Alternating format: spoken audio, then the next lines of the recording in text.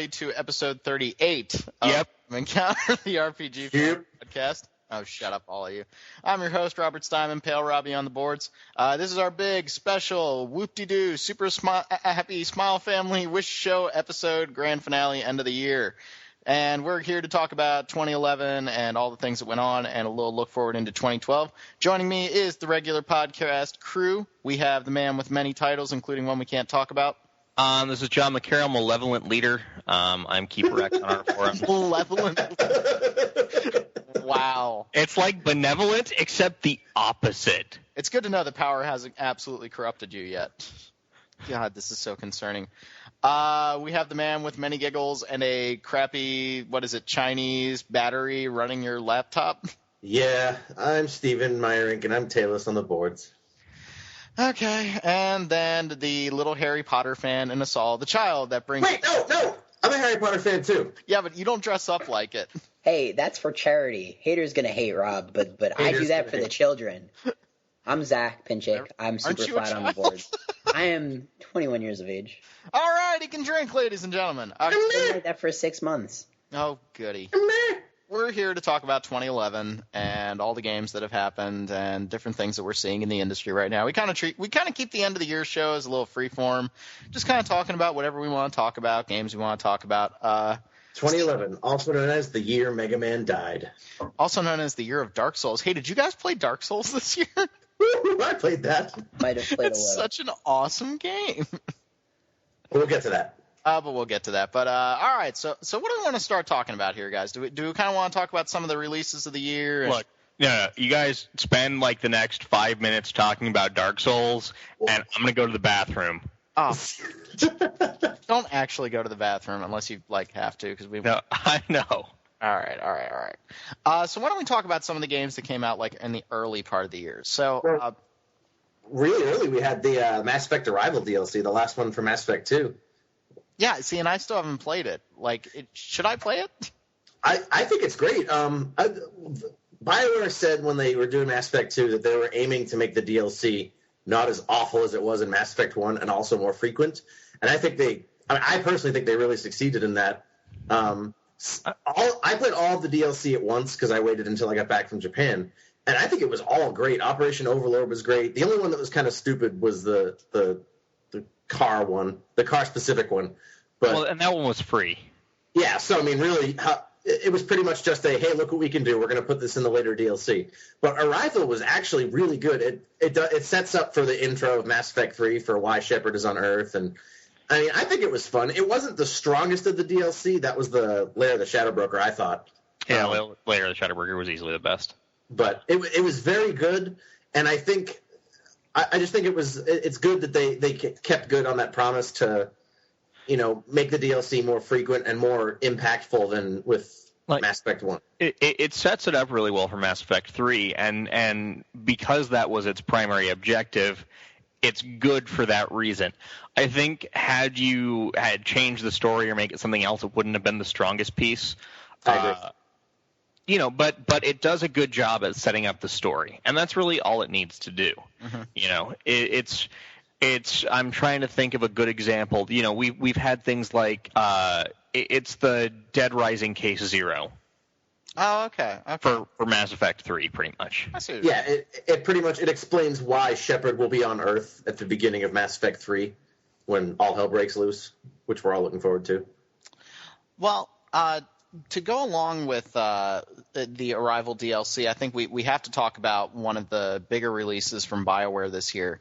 And it's a release that I think is really important that we talk about because as people start putting together their, Game of the Year lists and whatnot, I see this game coming up over and over again as a big disappointment. I've actually included it as my disappointment of the year.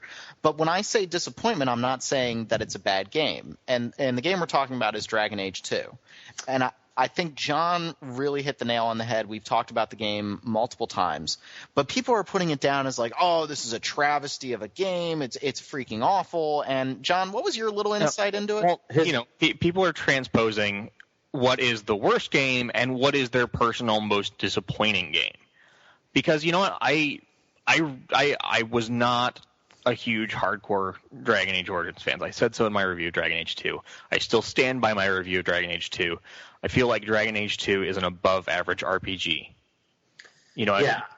I think you said it best already, John. I think a couple of months ago you even said it's not a bad game, it's a bad BioWare game. Yeah. Yeah, exactly. And it's just really frustrating for me to see people, saying that, oh, my God, this is so terrible. It's so awful. It was still an enjoyable title. I think it definitely had problems. It didn't live up to Origins as much as I wanted it to. But it did not offend me as a gamer. It was not a game that I'm going to sit there and say, wow, I wish I hadn't spent my time playing it. I think people really latched on to one thing that David Silverman said, and you know what? He catches so much crap for this, and it's frustrating because he's a good guy and he's in marketing. Like, he has nothing to do with development of the game. But David Silverman was the guy who said, button awesome, press A, something awesome happens. And people took that as, oh, wow, BioWare is doing an awful thing, but that his job is not in development. And right. I thought he caught a whole lot of crap for that he shouldn't have. Yeah, I agree with that. And I think, too, a lot of people were just upset because Dragon Age was billed as, the spiritual successor to Baldur's Gate. And, visually, at least on the PC, it kind of had that look, whereas the new one went in a different direction, I think. Yeah, I think that now what I will say is that Dragon Age 2 felt like a game that was targeted towards the console gamer. I think that's where a lot of the people who are huge fans of Dragon Age Origins and probably played it on the PC got angry because, well, this is not the PC, top-down strategy game that I wanted. It's where BioWare is trying to get the more massive audience of the casual gamer, which I don't disagree that that's what happened. Mm-hmm. But they got frustrated because it's not the game for the ultra hardcore that the first one was. Right, and I definitely felt that way too. I think combat-wise, I enjoyed Dragon Age 2. I thought it was more fun in terms of responsiveness, and things worked definitely a lot better than they did in Dragon Age Origins, where sometimes combat just didn't work the way it was supposed to. I loved the game for that aspect. What really frustrated me was the fact that I felt like I was having no impact on the world, and I wasn't a participant. My favorite aspects of Dragon Age Origins were the storytelling and things like the Lands Meet and interacting with the world and seeing the choices that I made earlier in the game coming back. And then Dragon Age 2 kind of throws all that out the window. Like, my biggest disappointment with Dragon Age 2, and I'll try to avoid spoilers, is that the ending of the game, you think that you're going to make a decision and you really don't, and you just end up playing the end. Yeah, I know exactly what you're talking about.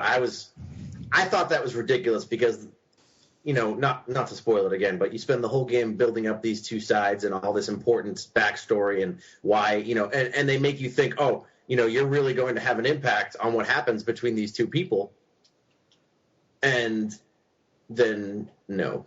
Yeah. No, I hear you guys. And I think that kind of Kirkwall as an environment and as a backdrop didn't do a good job. Yeah. It's tough to have a huge effect on the world when you stay within one city within the entire thing. It doesn't have that same epic feel. You might have changes within Kirkwall, but it really doesn't feel like you have an effect on anything, which is unfortunate. Yeah. But I think in the end, Dragon Age 2 is not a bad game. And I'm very hopeful. I think we're probably going to start seeing it's not my prediction, but I think we're going to start hearing about Dragon Age 3 here during this year. And I expect BioWare is going to come back. And what I think they should do is that they should make Dragon Age kind of like their hardcore RPG for the RPG players. And that way Mass Effect can kind of fit in with the, this is a little bit more accessible. Please don't read that as a negative thing. Like, any listeners right now, don't think that I'm saying that, it's easy and whatnot, and it's Mass Effect. No, but it's much more accessible. And I think that what they should do with Origins is go back to what people, with 3, is to go back with what people enjoyed about Origins. Honestly, what I think they should do is I think they should just have a game mode selection. Look, the battle engine functions the same way. They just made 2 more action-oriented. You patch into the PC version or any version that pause Baldur's Gate style. But I don't think that was the problem, John, because like that was definitely present in the PC version of the game. The problem with Dragon Age 2 was the storytelling. I think the encounter design was what caused the problem with the combat, though. Oh yeah, the waves of enemies. You know, and you could tell. I think the waves were just a result of they really didn't have a whole lot of time to put Dragon Age 2 together. Yeah. You know, so like it was the best solution they'd come up with, but it made the fights feel kind of like, all right, you beat this wave, here's another group of guys. Yeah, it felt like an action game, which in that kind of a game is not a good thing. Yeah. And when I say it feels like an action game, I don't mean like, as we're going to talk about in the next section, Kingdoms of Amalur, where it feels like an action game with an RPG core. The combat just felt action-y with an RPG combat system, and when a game feels action-y, you need it to have an action system behind it. Mm-hmm. Okay. I suspect with 3, I don't think we're going to get what Rob is suggesting, just because at this point I don't think financially they're going to be allowed to or be willing to do that. I think you're going to get a compromise between 1 and 2 in 3. It'll still be very action-oriented, but I think they may take steps to, correct the issues that people who really enjoyed the first one had with Dragon Age 2. I really don't think you're going to see a return to the first style. It seems sort of like the supposed changes that they're making in Mass Effect 3, where you get this compromise between the very stat-heavy and loot-heavy Mass Effect 1 and the more action-y, streamlined, perhaps overly so Mass Effect 2, into this more, maybe not, it's not RPG light and it's not RPG heavy, but it's somewhere in between, like that action-y thing. It's the Goldilocks action. Yeah, it's just right. You got that medium porridge. It's just right. And so... Mm-hmm. I don't know what we were doing there. I have no clue. I hope so. I mean, I think that they're going to bring the series back a little bit, and I'm excited to play another one. We've heard like some slight murmurings. I don't know how much I want it to be like Skyrim, which is what they kind of said. Like, I don't know who it was, but one of the Dragon Age guys. Cues from Skyrim, but yeah, that worries me a little bit. Really? I think they're completely different, though. But I don't know what. Sorry, go ahead. No, I think that there are elements that you can take from either game that can be applied to the other, and done so successfully without breaking the kind of game that it is. Like, I think people are taking this and be like, oh my god, Dragon Age 3 is going to be just like Skyrim. I mean, it's going to be open world, and it's going to have bad combat, and they're going to get rid of all the story, and rah, rah, rah, rah. You talked about the combat, not me. Fus-ro-dah! Yes, Hawk is going to say Fus-ro-dah. Well, actually, I would buy that. I don't think that Hawk is going to be the main character of the third one. I think they're going to go with a third character and probably tie into Hawk and what do they call a hero from the first one? I don't remember. The hero. The Warden. Yeah. The Warden. Well, I hope that they go back and do the origin stories, because even though it was slightly gimmicky, that was my favorite aspect of Dragon Age Origins, because it felt like I was playing a new character every time, because the first few hours of the game were very much focused on your individual choices and the different things that you were doing. And I hope that they do that. But we'll see. All right, what other games do we want to talk about here? Let's see. We're in the early part of the year. Radiant Historia. That was a great game. That's one that I intended to play. I hate the combat, but I really liked Radiant Historia. I liked it. I just thought the combat was just a little too long. Yeah, I agree with Rob's criticism there. I think it's a great game, and I enjoyed the combat, but I definitely got a Skies of Arcadia syndrome from the combat, where it's like, oh my god, this fight is taking 5 minutes. At times it felt it was a little grating. That was my only problem with the game. I mean, I was digging on it. Well, that and the small map. The small map was driving me crazy, but it was just that the combat, every fight in that game felt like it was taking 3 or 4 minutes. And I really like speedy JRPG combat that's still tactical. And I think that that's a really hard balance to get right. And I never thought Radiant Historia got it right. Well, I don't care, because Radiant Historia was freaking awesome. Well, it's definitely one of those that I need to get back to. I have the cartridge just like sitting in my pile of DS cartridges, and at some point I will get back to it. But along with the other million games we have. Oh God, don't even remind Steam me. sales just absolutely ruining Zach's financial situation. Yeah. Although it is working out really well for me. Same here. Dungeon Defenders, baby. All right. Woo! Woohoo. We need to review that too. Ah, crap. So Radiant Historia, pretty good game, huh? Yeah, I mean, we had an entire podcast segment about it way back in February or whenever it came out. And you know what? It's a top quality JRPG, and this will go up after the awards. Yeah, and there's a reason why it tied for our traditional RPG of the year. Like, it's a good quality game.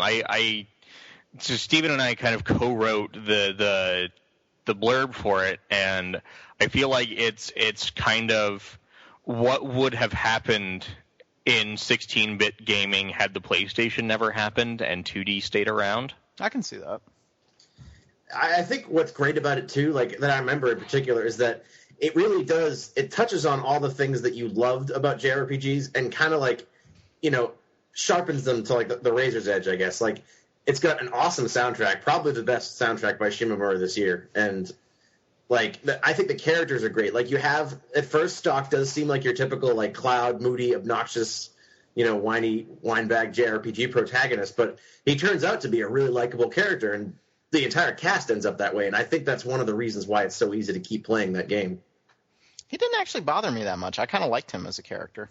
Well, no, I liked him too. I'm saying at first, like, he comes off like when you first meet him, like the first hour or so, you kind of get that whole like I'm Cloud and I'm a loner vibe, and then it just turns out that that's not the case. And I think that was a nice change, I guess. Yeah, I agree. Yeah, I liked him. He seemed like a likable guy. And Rosh, who was awesome. Other games? Did 999 come out last year, or was that the year previous? I think I played it. It came out in the previous year, but I think I didn't play it until like. Yeah, no, it wasn't. No, it was out the previous year because it won an award from us. What a good game. While we're talking about it, well, that's a graphic novel, but I guess adventure games. We had Grey Matter in February. That was. I think I'm the only one that played it, but that is correct. That is correct. That was an excellent game that basically it took forever for it to get developed because like 4 different teams worked on it, and then they couldn't find a publisher for it, and just all kinds of nonsense, which is a shame because it's actually a really awesome game with excellent writing. And if you like those old style like King's Quest type point and click games, it's pretty much right up that alley, and the music is awesome as well. Well, I have nothing to say about Grey Matter. Yeah, I'm kind of in the same boat there. Yeah, I did not play it. Is it on Steam? No, and I actually asked them that question why it wasn't on Steam, and they said it's because it wasn't up to them. That's unfortunate because I would probably have bought it if it was on Steam. You would buy anything if it was on Steam. Let's not be ridiculous now. You're a little Steam hooker. No, hey, I bought Crysis 2 on Origin. So there. What? You Turncloak. Yeah. Well, I already have the Origin account because of Battlefield 3, but I digress.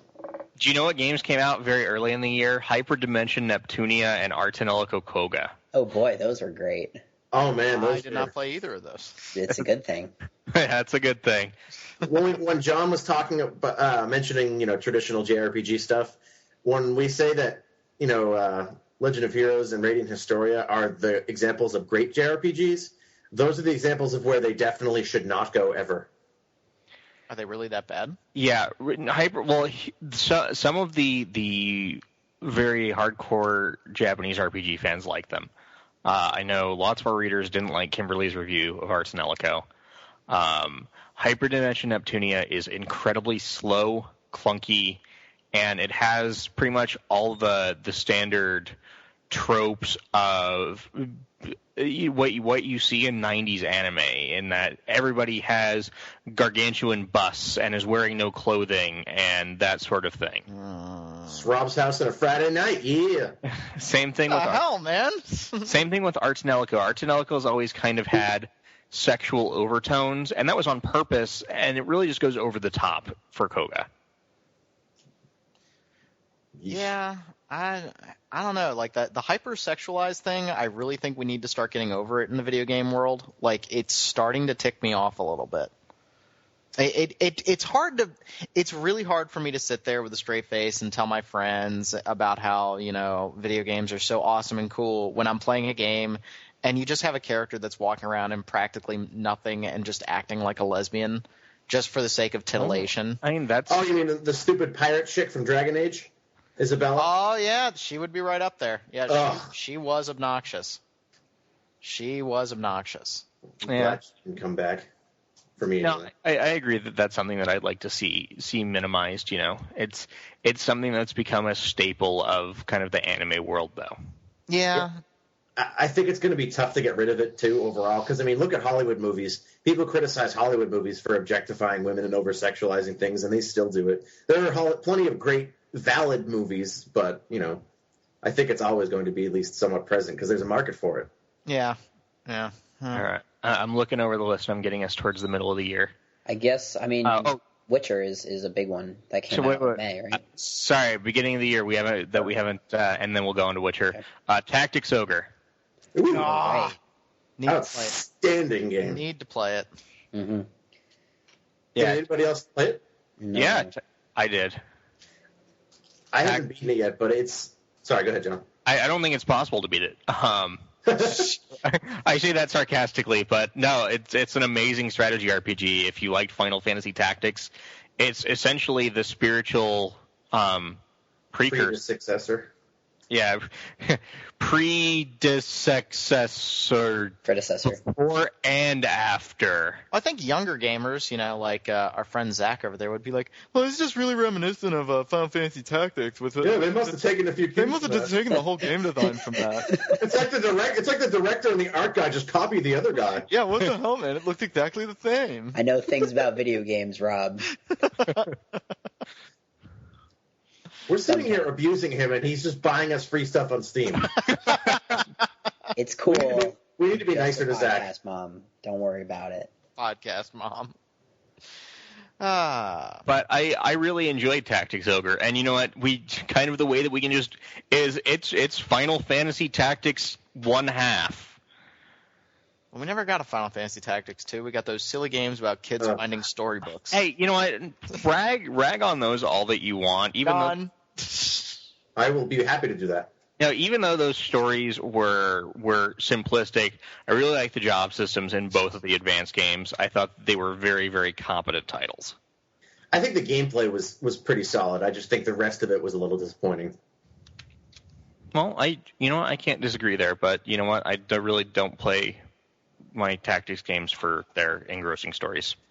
Unless it's Final Fantasy Tactics. I played the Final Fantasy Tactics on the PlayStation 1 the first time. I didn't understand it. Well, no, so did I. You're shooting fire bracelets and whatnot, but you get the gist of it. No, you really can't. The most important thing to do is to remember that when things get hairy, you can summon your good friend Rich. I remember just being I just chalked it up to me being like a stupid child when that game came out. I must not be understanding this game. This game must be smarter than me. It can't possibly be anything else. Then you read it and you're like, herp, herp. Herpy derpy derpy derpy derp. Witcher 2? Witcher 2. Am I the only one that played it to completion on this podcast? I believe so. All right, I am the authority.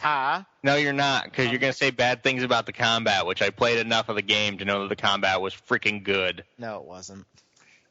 All I know is that Rob is bad at The Witcher. Dude, I beat it. I beat it fairly easily once you find like that one skill that just makes the game easy. No, Rob's just bad at the game. He's bad at video games. Whatever. I'm awful at video games. It's true. Except if they're Dark Souls, and then he's like, "Oh my god, I'm so good at this game." Dark Souls, you're jumping ahead. We can't talk about Dark Souls yet. Well, I just think it's important to mention for 360 gamers, like you're getting a very, very good RPG whenever the hell it comes out next year. Like Witcher 2 is a lot of fun. It's a great world. I think it's doing a lot of the things, surprisingly enough, that they wanted to do with Dragon Age 2, like making you feel a connection with the characters and whatnot, and not exactly pulling it off. I think Witcher 2 does that phenomenally well. It's also one of the best adapted storylines I've ever seen. It's also got lots and lots of sex. But there's one particularly awesome scene that I think Rob actually linked me to on YouTube. It's pretty funny. But the sex in the game is a little bit more tasteful than I think a lot of people give it credit for. Well, you mean you don't get trading cards anymore? No, you don't get trading cards anymore. Because that was just, they're like, please take our game seriously. BTW, you just had sex. Here's a trading card. Here's a trading. And we're going to censor those trading cards in the original American edition. Why? Because we know you like censored porn. That's what Americans like. Scrambled porn. That's just what they're used to. They not anymore, man. Who the hell watches porn on TV anymore? No. It's supposed to be a reminiscent thing. Oh, okay. Their target audience is all in the age range where they grew up on scrambled porn. We want to take you back to a magical land where you couldn't tell what the hell you were looking at. Could have been gay porn for all you know. But damn it, it was hot. But by the damn way, it, Zach, it was please hot. be sure to include our porn discussion in the description. So much porn. You have no idea what you're watching, but... All right, no more Family Guy. All right. Family Guy? Well, it was kind of Family Guy-esque humor. But I just think it's cool that it's coming out on 360. I really wish it was coming out on PS3. I think that's kind of a weird move. I think it might be a texture RAM thing. It could be. But I think... What's it? So I want to go off onto a huge tangent here about the architecture of the PlayStation 3 hardware. And about how complicated it is to program for. Yes, we all know this. No, that's not about how it's complicated, about how it's different. Oh, okay. It's more complex, but the way that it's set up is people go, oh, the PlayStation 3 has less VRAM than it should. Well, it's not about the amount of VRAM that it has and the amount of cores that it has. It has an incredibly fast bus, so you can move textures in and out of RAM incredibly quickly. It's not that it has low VRAM, it's that it has an incredibly fast bus. I enjoy how I'm actually talking about something that some of our readers might find, or listeners might find. John, please educate me. I am young and alone in this world, and I need to know how this works. I hate you all. I'm just going to... No. We're in support. I'm in support of this. Keep going. I learned a lot of this from my brother, who is a programmer and does most of his work on the PlayStation 3. It's the reason why you see these massive installs on the PlayStation 3 is because the programmers who are working with it are not used to having to stream textures in and out of memory quickly. The PlayStation 3 can do it, and that's how it's meant to be used. But these are programmers who are used to programming things on the PC or on PC-esque hardware like the Xbox 360, where you just have essentially, okay, here is all of your textures that you're going to need. We're going to load them into RAM immediately, and we're going to pull from RAM, and that's not how the PlayStation 3 works. Mm-hmm. And so for programmers who are used to PC and CD Projekt Red having been exclusively a PC developer, for them to do an in-house PlayStation 3 port is more difficult for them because they don't have the programmers with the experience and the knowledge necessary to do it. Oh, I know. I'm just saying it's a bummer. I guess that's why you see a lot of ports that aren't really as solid on PS3 too. Yeah, that's absolutely true. Yeah, well, a lot of people just say, "Oh, all they give a crap about is the Xbox version," but I can't imagine that's the truth. So that really kind of clears that up, I think.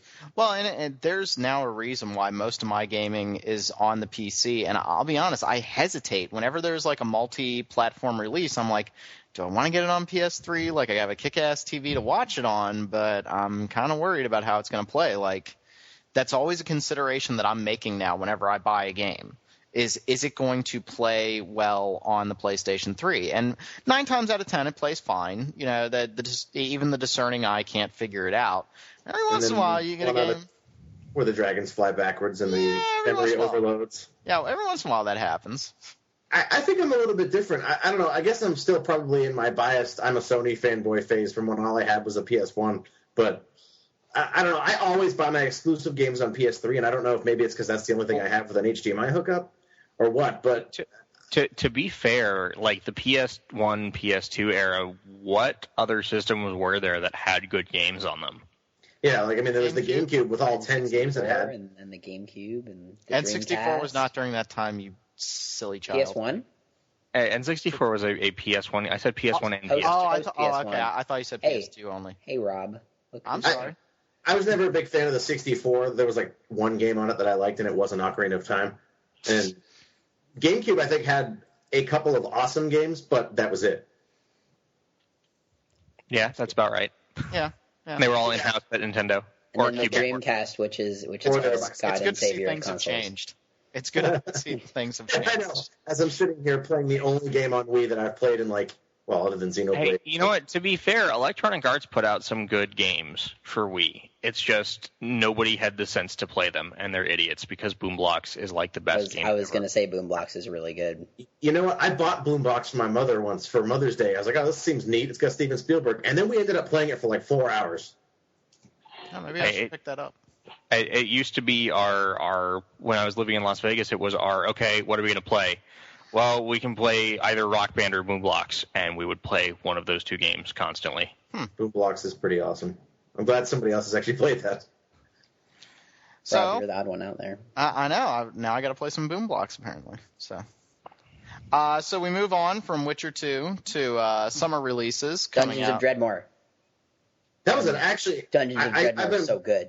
What's funny is we actually just posted a review of Dungeons of Dreadmore, and Andrew did not like it. What? Really? You should not. I haven't read that yet. I've been really It's so busy. good. I really enjoyed it. Dungeons of Dreadmore was actually my game of the summer because I was in Japan from the beginning of April to the beginning of August, and so I didn't have anything but my laptop with me, and so Dungeons of Dreadmore was one of the only games that I could actually play because it was available on Mac too on Steam. It's like $250 right now. I'm suddenly no longer interested. Shush. But Dungeons of Dreadmore is really great, accessible roguelike with a wicked sense of humor, and it's really good. You should all buy it. Yeah, I really want to play it. I have it. I just not enough time, not enough hours in the day. I think if you're not a fan of roguelikes, you'll probably hate it. Like, I'm not a huge fan of those kind of games just because I hate the idea of losing progression. But this one actually is. I kind of liked it a little bit. I mean, I haven't had enough time to sit down and play it for very long, but it's definitely. I mean, the nice thing is that it has a not terrible mouse interface, which is something that you don't often get with roguelikes because most roguelike interfaces, I mean, at least dating back to the original ones, use every button on the keyboard in its own special fashion. And so you get you get some very pleasant graphics as well. The enemies say ridiculously funny things. I like if you give it just the Diggle God's just one of the Diggles, which is like the main enemy, is my favorite thing that he says, "I hate you so much." you're just like beating up on him and stealing his stealing the eggs from his area. It's just, I hate you so much. When I first started that game, I was making my character, going through all the really important choices to like what your skills are going to be, and I'm like, oh, magic, yeah, that's definitely important. So, oh yeah, I need this one. Oh, potion making, all right, that's important. Archaeology, what does this do? Gives you a fedora. Selected. Archaeology is really, really actually important because it can helps you defuse traps, and the fedora is a really good starting item. And then there's Necronomics. They have a whole everything that they've done in that game, and they've added a lot of post-release content as well. So the $5 that I originally paid for it has brought me a long way. A lot of those indie Steam games are just totally kick ass about doing that. Like, what is it? Maybe this is a good time to kind of stop and talk about a bunch of the indie Steam games that came out. It seems like a lot of Xbox Live indie game developers moved over to Steam and had an incredible amount of success when they moved to Steam. Mm-hmm. It's awesome. Yeah, you had actually the Zavoid Games, which one of the guys behind that, Robert Boyd, used to be a forum regular. Now he's too good for us. I don't know what happened to that. But no, he's a very, very nice guy, and his Cthulhu Saves the World and Breath of Death 7 enjoyed both of those games. Have been incredibly successful on Steam, and actually now he's working on the Penny Arcade game. Yeah. Oh, that's right. Yeah, yeah. I'm all excited about that. Sorry, I came off really strong on that and then forgot what I was going to say. No, I really enjoyed both of those games, and I think having a lot of the Xbox Live indie titles, what I keep hearing out of developers is it's the indie channels are hidden and it's hard to find the games on Xbox Live, and Steam is just putting that content just right there over and over again. Yeah, here it is on the front store page. there was actually I can't remember which game it was. I think it might have actually been Terraria, where the guy actually said that he was literally about to completely go bust. And then one Steam sale came out, and I guess he made just an absolute truckload of money. And he said literally that Steam completely saved that game and his company. It does that for a lot of things. Yay, Steam. It also ruins Zach's life, but just a little bit, just the slightest bit. Bastion. I mean, I guess are we counting Bastion as an indie game? No, you know what? Bastion was made by an independent developer, but it was published by a big name. It was published by WBIE. That's right. That's why for our Game End Awards, it's not considered an indie game. It's still getting an award, but the awards are up. I'm sorry, the awards are up by the time you guys hear this. So, it gets a downloadable game of the year, and the reason it qualifies for that but not for indie is because it was published by Warner Brothers, and it wasn't published by, it wasn't as Supergiant Games didn't publish it themselves. Mm-hmm. I didn't like Bastion. You're wrong. I know. We've been through this. I haven't beaten it yet. I really enjoy the narration, and I think when I have a little more time to play it, I'll probably at least finish it. It has some pretty awesome ideas in it. Like the art and just the music and just I don't know. You could sell me with a good soundtrack. I'm pretty much the music was. I don't know if there was a better soundtrack this year, just because that's actually me saying I don't know, as opposed to me being like, I don't think there was. But the soundtrack in that is so good. I've listened to that independently just a bunch of times. It was definitely. I thought because I keep pretty close tabs on the soundtracks, but I think it is definitely one of the best soundtracks of the year. It has a lot of really distinct styles, and it just has that old Western frontiersy feel that I think is just it. You can pretty much buy me with that and whistling, which is why Wild Arms is awesome. Oh God! Now it's stuck in my head, Steven. Thank you for that. Nope. Stop it. Stop it. I actually really do like the Wild Arms soundtrack, though. I couldn't get into Bastion. I don't know why it was. I started it a couple of times and didn't get very far in it. I should try and pick it up again, I guess. That's a damn shame. I love the narration. I love the art style. I love the music. Just didn't like the gameplay that much. There's something about it that just kind of gelled with me. And it seems that the more people I talk to, there's a lot of split opinions on it. There's a lot of people who really love the game and just a lot of people who just couldn't get into it for some reason. And I fell on the correct side of that fence. Oh, I see how it is. It's interesting that you get a lot of that discussion too. There's such hyperbole. I think Kim actually said, Kim, if I recall, completely loved it. I remember her writing on Twitter too that it was the most soul enriching experience she had of the year, and it's pretty high praise, especially from Kim, who is very about writing in games and story and all that. She's fairly I don't want to use the word picky because that sounds negative, but I guess choosy. We all know she's not that picky, guys. Come on now. Oh. Gotcha, John. I'm not crossing that bridge, bro. I already did, bro. All right, bye. All right. I think I just got fired. I may be wrong, but the pink slip may be coming. Middle of the year. Middle of the year. Well, there was that one pretty awesome game that came out, Deus Ex Human Revolution. Oh, God, that game was awesome. Yeah. I will say I loved that game, but it didn't have quite the replay value that I was hoping it was going to. Because I kind of just fell into the same character again when I started playing it. I was like, I'm going to play a different Adam Jensen. And I was like, no. Screw that. No, I'm going to hide and stab people. You know what? I think that's one of the things that Deus Ex succeeds at. It's because you have the choice of what you want to do, but you're not handicapped by your character choices. Yeah. Because if you want to play a stealthy guy who sneaks through vents, you can put all your points into shooting, and you can still be that guy. Yeah, I think that's what happened. Absolutely, it was if I compare it to, the only other game to come out like it was Vampire, and that was years ago. But Vampire, since you have such wildly different character classes, you get a completely different experience, and you are handicapped.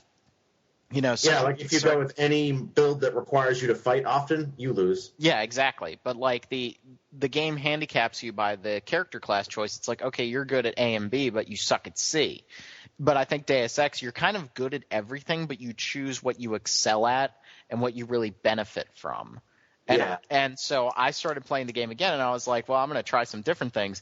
And then I found, no, I'm kind of just picking the same exact perks because I know that those work really well with what I do in this game. And then I get to the boss fights, and I want to kill someone. Not to retread too much old territory, but we even talked about it before when we had our big show about Deus Ex, was that the reason the game works is the original Deus Ex, I know it's well out for its time, but we have to be objective about it. It's parts of that game are totally broken. And I think it's because in Deus Ex, it's not, for me at least, it's not very much fun until you start getting augmentations, because the augmentations give you the power to start doing the interesting things. Whereas with Human Revolution, the core gameplay without augmentations is still fun. Yeah. The stealth is just a blast. And, the shooting works. It's not the best shooting, but it's significantly better than the original. And I think that's really where its strength is that they built a good game that worked and then gave you superpowers. Yeah, I loved it. I'm so, ready for another one. I'm kind of disappointed right now because it looks like, based off of a recent Square Enix filing, it looks like those guys may be making another Hitman game, while the next one is also being worked on. So I heard about that. I don't think they're going to make another game. Probably like a cartoon or something. I hope not, but I'm worried now that studio might be going down a road that isn't Deus Ex, and they had already said they were going to make Thief 4. They're already working on Thief 4. I can't imagine that Square Enix would not capitalize on a property that's been incredibly popular this year. Yeah, it's the only game that made them money. Now, are you allowed to say anything about Thief 4? Eidos Montreal is hiring more people. It's possible to have another development team that's also Eidos Montreal that might be working on whatever old Eidos franchise, but IO still exists, so yeah. I mean, I think that I'm hopeful, and to Steven's point, we don't know anything about Thief 4 right now. We know that they're working on it, and that's it. Have they actually announced it? Yeah, they announced it. It was announced quite a while ago. Yeah, I'm guessing that I think we had this argument last time we were talking about Deus Ex. I think we did too. Yeah. Well, I just remember because I wasn't sure what I was allowed to talk about and all, and I was like, can I mention that exists? Yes, we all know it exists. Yeah, because it existed long before you were like, this exists? Yeah, you were all like, I was like, what? I saw a sign for it. But I'm really excited to see a Deus Ex out of those guys, another game, because it really did feel like, in a lot of ways, Human Revolution was kind of a proof of concept. Like all the hub missions, those were my most enjoyable RPG gaming this year, were the hub areas. Yeah, but there wasn't enough. I think it felt like they ran out of time because they did great things with the amount of time they had, but you could tell they would have taken a little more time to do the boss fights and to do, little things here and there. Wow, yeah. I had a big thought going and I forgot it. Okay, well. I mean, I almost don't want to bring up the boss fights when we're talking about it. You have to, but they were outsourced and, They were awful. They were awful. I don't really see, for me, it wasn't that big a deal because they lasted for so little of the time. True. I honestly can't say that I thought they were that bad because, I went in, I threw 5 grenades at the guy and he died. See, I was like, that was lame, but. I think depending on your build, they were more difficult. Yep. Yeah. Stealth build, you're screwed. Well, that's the thing is I was a stealth build. I had no, I just had a bunch of grenades in my pocket. Yeah, that room with all the grenades right before the first boss? I was like, man, I got too much other stuff. I'm not going to, pick up grenades or anything. I'll be fine. But, Rob, there was a locker with grenades, right next to him. Yeah, I know. And I saved after that. No, in the room with the boss. Yeah, I know. And I had to, do, inventory Tetris, which is so much fun to do. Aren't you a Diablo fan? Yeah, but you know what? Diablo 3 is excellent, and it's the best game of 2013, and I will have you speak no ill will about it. Yeah, I agree. Yeah, you shut the hell up, John. We're still in the middle of the year. Legend of Heroes, I don't know if any of us really were hardcore about it. I was not a fan. Nope. I played it a little bit. It scratches a particular itch. Yeah, our staff, because I can talk about the awards since they're done, our staff was incredibly split for our traditional RPG award this year.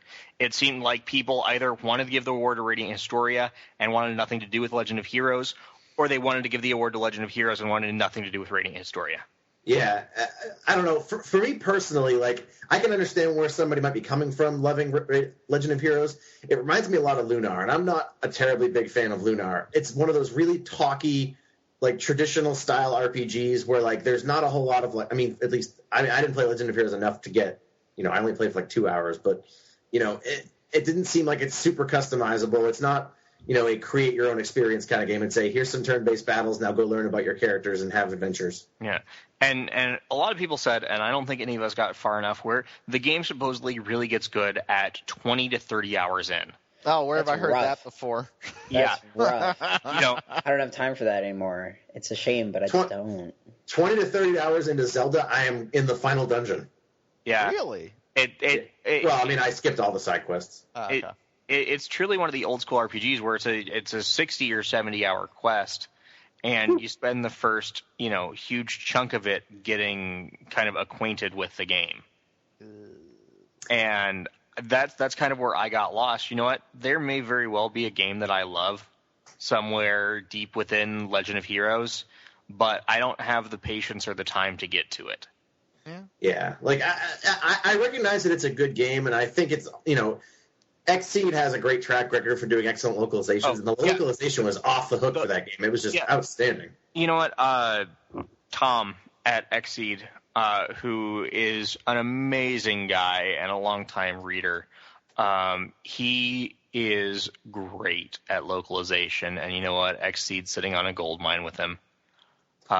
They really are. I have nothing but good things to say about him. Cool. I actually, to pimp out another podcast, Pat Gann's podcast on Game of Source, they actually interviewed Tom, and it was an awesome interview. He was talking about Corpse Party, and it was a slightly older interview, but just if you listen to him talk, you can just tell that the dude has a serious passion for what he's doing, and he's picking up games because he thinks they're awesome games. So you have to take that in mind. Maybe we didn't care too much for Legend of Heroes, but it undoubtedly will scratch a very large portion of the JRPG audience's itch. You know what? You'll know if you're a fan of Legend of Heroes probably within the first hour of playing it. Yeah, definitely. If you like Lunar, if you like the original Grandia, if you like kind of that old school traditional, I'm going to play as a 15-year-old that's going to go save the world, that's for you. And you know what? Xseed did a great job with the localization, and it scratches an itch. Is it an itch for me? No. But you know what? I can still recognize that it's a quality game. Isn't Zach a 15-year-old that saves the world? I saved nothing. I saved this podcast. They just announced, actually, that they're releasing Legend of Heroes, that one, Trails in the Sky, on... but it's not localized by Xseed. So is that company going to go and retranslate the game again? You know what? I have no idea what's going on with the Legend of Heroes mobile stuff. It's being localized by Area Games, which they... Didn't they do the Shin Megami thing? Yeah, they did the Shin Megami Tensei MMO. They do free-to-play stuff. Like, I'm very interested to see how that's going to turn out. My hopes are not set high. I just don't understand why you would relocalize something that's already been localized by the best in the business. Because you can't purchase the localization? I don't know. Could be any number of things, but... Legal stuff. Yeah, I mean, it's kind of the reason why I think Lunar Legend has a different translation than Lunar the Silver Star Story. When this used to be a Lunar website, did you have to sing the Lunar song before you could get on? I remember that. I remember playing Lunar, got to the song, and I was like, done. I actually made it to the final boss in Lunar, and I hadn't been terribly thrilled with the game. Eric used to tell me that he liked me. He's not going to like me anymore because I'm not talking good things about Lunar. But I don't know. That game just, like, it's a little too whimsical for me. Like, I got to the final boss, and I couldn't... That's right. You hate whimsy. I don't like whimsy. I need, like, death drama. That's why I don't like Dragon Quest. And, like... The final boss in Lunar, I got to him, he killed me once, and I was like, well, I'm done with this. Okay, I guess that we need to move on. Zach is telling us that we're going long, and this is going to be a long podcast, and we know it is probably going to be more than 2 hours. Sweet, long podcast. Well, as we we complete the summer and we move on to the beginning of October and the single greatest game to ever grace. All right, I'm going to the bathroom. Dark Souls. Dark Souls! Dark Souls is really good. I'm still stuck at Ornstein and Smog. Fallout New Vegas, World War Blues. You know what you need to do with Ornstein and Smog? You need to get a friend to help you. You need to hit them with a spear and make them die. Des creatures, des demon souls, prepares vous à mourir. What the hell was that? I was reading the French on the back of the box because I thought it would be applicable, but okay. I can't read. I'm not very good at French, so. No, that is the hardest boss battle in the game, and you really need to, John, we know, go to the bathroom, do whatever you want to do. Really game, and I actually did it again for like the 5th time last night, and if you have a partner, it's really easy. Well, Steven. I did it, but I was able to beat those 2 bastards by myself like 1 time, but it's really, really hard. That's what she said. But you know, Dark Souls, great effing game. It is my favorite game of this console generation currently. Dark Souls is, I don't know if I'm prepared to say that, but it is without a doubt my favorite RPG release this year, easily. Yep. I haven't beaten it yet. Did you say, I saw your write-up for Dark Souls. I haven't read it through it yet because I've been crazy busy. They fixed the glitch. Did they fix the glitches?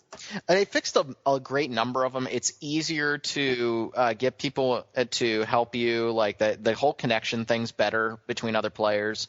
Okay. The main glitch, which was the infinite soul glitch, that's been fixed. The weapons now do better damage. Some of the enemies that didn't drop souls now drop souls. The game, I would say, is easier now.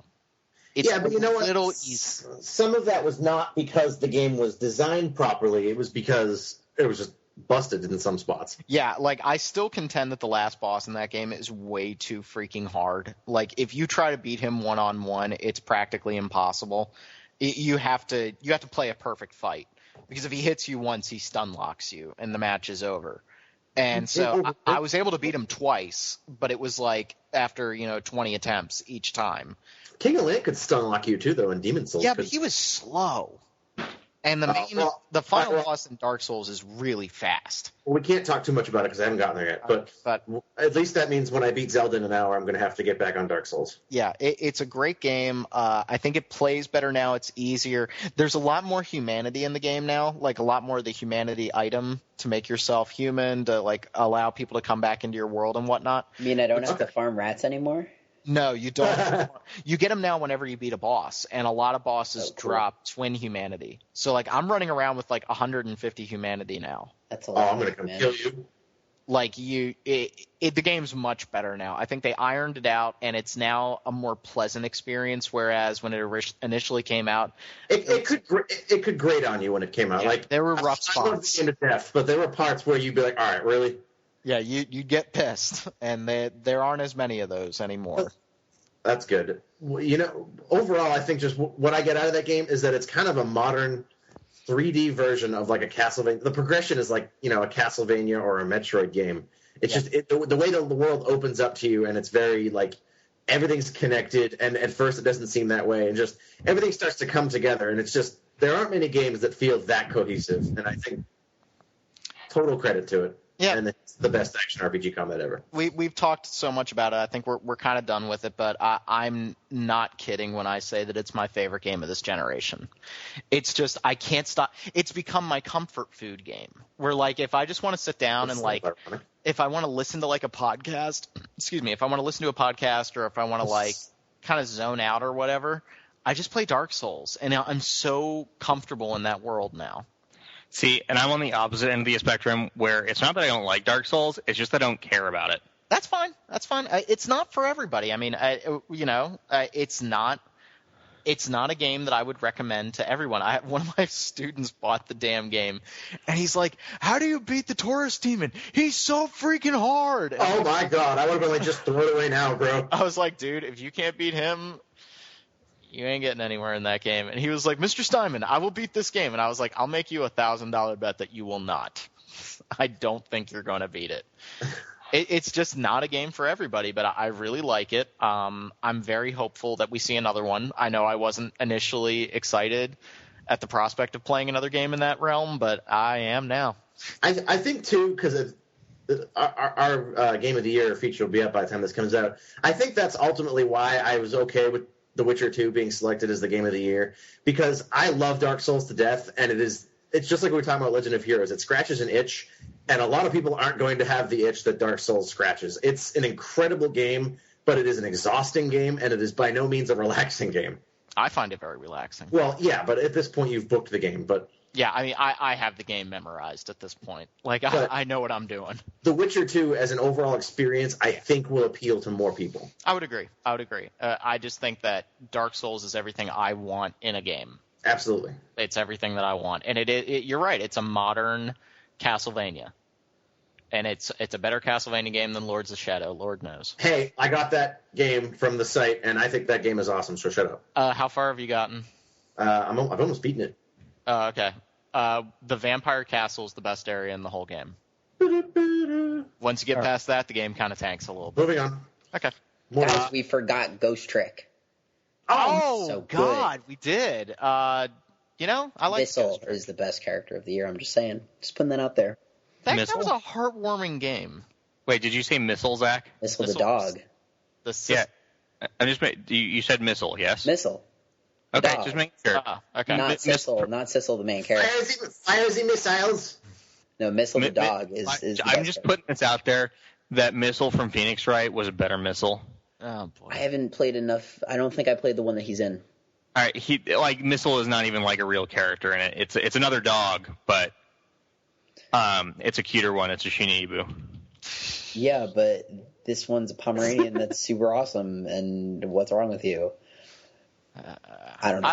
Ghost Trick was also really good. I liked Ghost Trick. It really did warm my heart. Like, I really liked the ending to that game. I haven't gotten to play that yet. It's not like Phoenix Wright, is it? No, it's very puzzle-oriented. It's the same developers as Phoenix Wright. But that's the one where, like, you can embody any object that's near where someone died, and you could, certain objects. Okay. Yeah. The game's very snooty at times. Like, it was frustrating at times because you have to, like, prevent a character from dying, and so you have to go up into a lampshade in order to get to the fan, to get across the room, to spill a bottle of water, to make them slip in it or something. Are there any puzzles where, like, it's like old King's Quest where, like, you have to turn into a pumpkin to turn on the computer to find the guy's wig to end up upstairs driving a Lamborghini? There's nothing that bad, but I definitely had to look at some FAQs because I was getting really frustrated with that game. There's a couple puzzles and, like, toward the middle of the game that I was just like, what the hell? It's definitely kind of odd at points, but I think the story is somewhat underrated in how solidly put together it is. So it's bat crap crazy, but it's awesome. Oh, it's really crazy, but somehow it's crazy in a way that works, and crazy in a way that's well thought out and doesn't just make you think like, well, where the heck did this come from? Even though it doesn't play that. I think it's worth playing. That was another one of the games that I played in Japan. The one that I actually got into my DS and brought around on the train when I wasn't reading. The trains in Japan. It's a good game. It's made very well for the touch screen and for handheld gaming. I mean, it's what I want in a handheld game. That's one area where maybe we'll talk about it in the third segment. But like that's one thing about the Vita. I don't want to play Uncharted on my Vita. I don't want to play. You don't want to play Uncharted anywhere. Well, that's true. But I don't want to play it on my Vita. I want to play different games. People said that for Silent Hill. That's not what I'm thinking of. Siphon Filter? Yeah, and Siphon Filter, both the Siphon Filters for PSP were good functional games on the PSP. Yeah, but I just don't want to play them. You know what I mean? Like, I want to play different experiences on my handheld. I want to do things on my handheld that are built for a handheld. Unspeakable things. Rob, that's illegal, and we're not going to talk about it. Oh, for God's sake. Good Lord.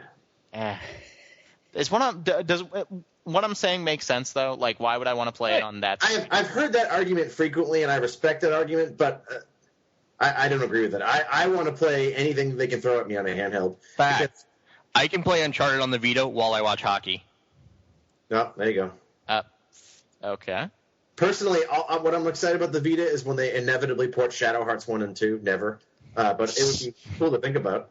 There's 2 more games I need to play. Thank you for. Oh no, wait! Atlas will go ahead and port the digital Death Star games. Thank you, Atlas, in advance. You know what? I wonder what's happened to the Shadow Hearts licenses in North America. I know, like, the company that developed it no longer exists in Japan. Aruz developed it, and then Aruz no longer exists. The company that published the first 2 in North America, Midway, no longer exists. Mortal Kombat. Warner Brothers purchased a bunch of their stuff, but I don't know if the rights to... Didn't Xseed publish the third one? Xseed published the third one, yeah. Yes. So what exactly happens if the company, like, dissolves and nobody buys the rights to it? Like, where do they go? It disappears into outer space. You know what? I don't know. Like I said, a bunch of Midway's rights got bought by Warner Brothers, but that's a very good question. I don't know.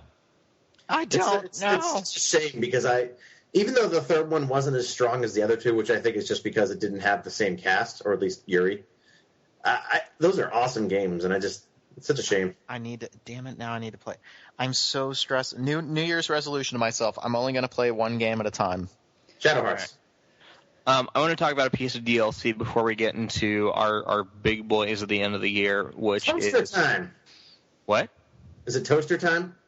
Yes, it is toaster time. Sweet. A Fallout New Vegas Old World Blues, which is probably my favorite experience of the year. It's not a game on its own right, so I can't say that. But Old World Blues has an amazing cast of characters, which is an incredibly weird thing to say for a Fallout game, because Fallout's about the overall experience in the world, not about the characters. It had challenging combat. I can look back and say it was challenging now. When I was playing it, it was making me angry because it was difficult. But and it had that kind of 1950s sci-fi vibe going for it, and it just worked. Everything about this piece of content worked, and I just loved playing through it to see what would happen next. I had my dog brain machine gun, and it was just amazing. And I wish that I could tell all you listeners to go buy it because it's $5 on Steam today with all the DLC as $2.50. But by the time you listen to this, all the Steam sales will be over. It's such a shame. I wanted to play it. I'm just, we're going to talk about it here in a second with Skyrim. I really am tired of those games. Like, I'm burnt out. And don't play them, Rob. Yeah, I'm not. Like, it doesn't mean that they're bad games. Don't hate on everyone's fun. I'm not hating. Like, if people want backwards flying dragons, that's fine.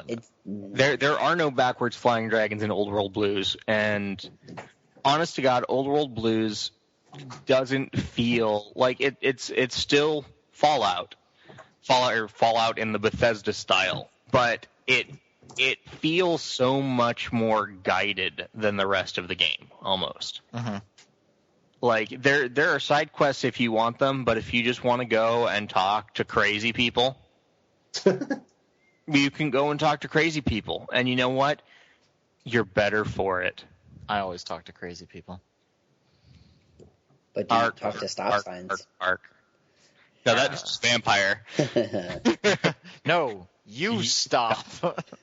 I love that game. So I guess we will get into kind of the big boys that came out at the end of the year then. Well, there's Skyrim. one in Skyrim. That was about it. Zelda, The Old Republic. Oh yeah, those games. Those other multi-million-dollar titles, I don't know if you remember them, Rob. I don't. Can we talk about Zelda first? Because I am in the process of finishing it. Okay. All right. I have it now. I just haven't started it. Yeah, me too. As I have said like a million times, I hate 3D Zelda. I didn't like Ocarina of Time. I didn't like Majora's Mask. God, Nintendo Wind Waker had firebomb your house. Wind Waker I liked better than the other two. Of course, everyone hated it because it was too cute. Until the end when they had the stupid fetch quest. Like, I didn't like Twilight Princess, yet for some reason Skyward Sword is just totally awesome. The dungeon design is insanely good. And not just that, but getting to the dungeons is actually fun, which is what I think is different about this one from Ocarina of Time and those other ones is that before it felt like you were just kind of grinding until you got to the dungeon to get a new item so you could actually go do something new. Now it's like even getting to the dungeon will take you 2, 3, 1 or 2 hours, and there's so much fun stuff they have you do, just like little uses for items and just like the entire game is just so well designed. And I think it was actually designed by a newer team than the other ones, so that could be why it's so different. But just the items are the items you get now are just they're used more creatively, and kind of like the old 2D ones, you actually use your items outside of the dungeon you get them in. It's not just get this item, finish the dungeon, beat the boss with it, use it again twice. The last couple dungeons, you use everything you found, and that's what I really thought was missing from some of the other Zeldas. In addition to the awesome art aesthetic, and just like there are so many small details. Like if you stab a pumpkin with your sword, instead of just cutting it in half, it gets stuck on your sword, and you'll run around with a pumpkin stuck on your sword until you swing it, and then the thing will fly off. And if you hit somebody in the face, they'll be like, "Yo, don't hit me with the pumpkin, bro." And yeah, the chicken murdering's not as good as Reckoning, though. Actually, there's no chicken murdering because there are no chickens in this one. That is mind blown. Yeah, they killed a few sacred cows in this one, and one of them was the cuckoos. They're gone. But also gone is Tingle, at least as far as I've seen. So for that, they can cut anything else they want because God, that guy was annoying. And one thing, I'm assuming that you didn't play his game for the DS. I did not play his game for the DS because he ruined Wind Waker. You know what? I'm going to go check and see if they have that on Zavvi and how cheap it is. So, Legend of Zelda Skyward Sword, I need to play it, huh? It's divided a lot of people. Some people don't care for it as much, and I think it might be because the motion controls can be funky sometimes. I found that I can resolve that by just turning off my remote and recalibrating it. There are times where the controls have frustrated me. The only time I got truly angry, though, there's one side quest where basically whenever you fall off a really tall building or something, he goes into free fall mode because the game is built for skydiving, like when you fly around on the map. And they expect you to make this incredibly precise jump to get to a nest on top of a house from one area. And the controls are utterly, completely uncooperative. Like, unless you jump it perfectly, you won't make it. And the game will literally, you'll be falling in one direction, and then for no reason, he'll just start flying off in the other direction. And there's another way to solve the puzzle, but I don't want to spoil it in case anyone plays it. And it doesn't require that, so I did that. Hey, the Tingle game for DS is $14.95 Ls. What is that in real money? Like 22-ish? I know. I'm pretending to be an idiot. I didn't know. But yeah, I don't think as a fan of the 2D Zeldas more, this feels more like one of those to me than any of the other ones did. And I just think it's a great game, and it's definitely worth that we got one decent game this year if you don't import. We're talking. Okay, he's talking about Xenoblade. If you couldn't figure it out, which is ineligible for our awards this year. Is it ineligible for our discussion? Yes. Because we are going way over on time, yes. Okay. That's fair. I love how I finally picked up a Wii. Me and my girlfriend picked one up, and it's like the very end of the freaking life cycle. It's the best time to get it. That's when I got a Dreamcast. Yeah, well. All right, what other games came out at the end of the year? Also, we just talked about Skyrim, so like... Yeah, but here's the thing. Really big thanks to, as I look at the email, Zarek ZJ. I'm sorry if I got your name wrong, but he sent me a wonderful little clip that I'm going to post onto here. Dang it! I can't get the. I'll have to forward you guys the email, but it's with a backwards flying dragon, and he added in like the beeping sound of a car backing up. And I'm very, very thankful that he did it. I'm watching it right now. I'll send you guys the link. It's on YouTube. We might need to put this into the show notes because it made me very, very happy. So you are now officially a friend of the show as I watch it again, and thank you for that. I heard an Arrow to the Knee dubstep remix playing Trackmania 2 on the Giant Bomb server. If you guys get a chance to play Trackmania on that server, keep an eye out. It's dubstep, but also Skyrim. So, and I'm divided on the meme. So, but there's also the meme theme in there. It's really cool. I didn't notice it. Is the meme the arrow in the knee meme? Yes. It is. That is that. I'm really divided because I've never heard it in my game. I've heard it so What? much. Not Ever once since- ever. Ever since someone mentioned it, I notice it all the time now. Guys, I used to website as on the internet, but then I took an arrow to the knee. Congratulations, we are now done with memes, please. I was going to play more Dark Souls, and I took an arrow to the knee. No, you didn't, Rob. You didn't take it out of the knee. All right, we're done. We are done with memes for today.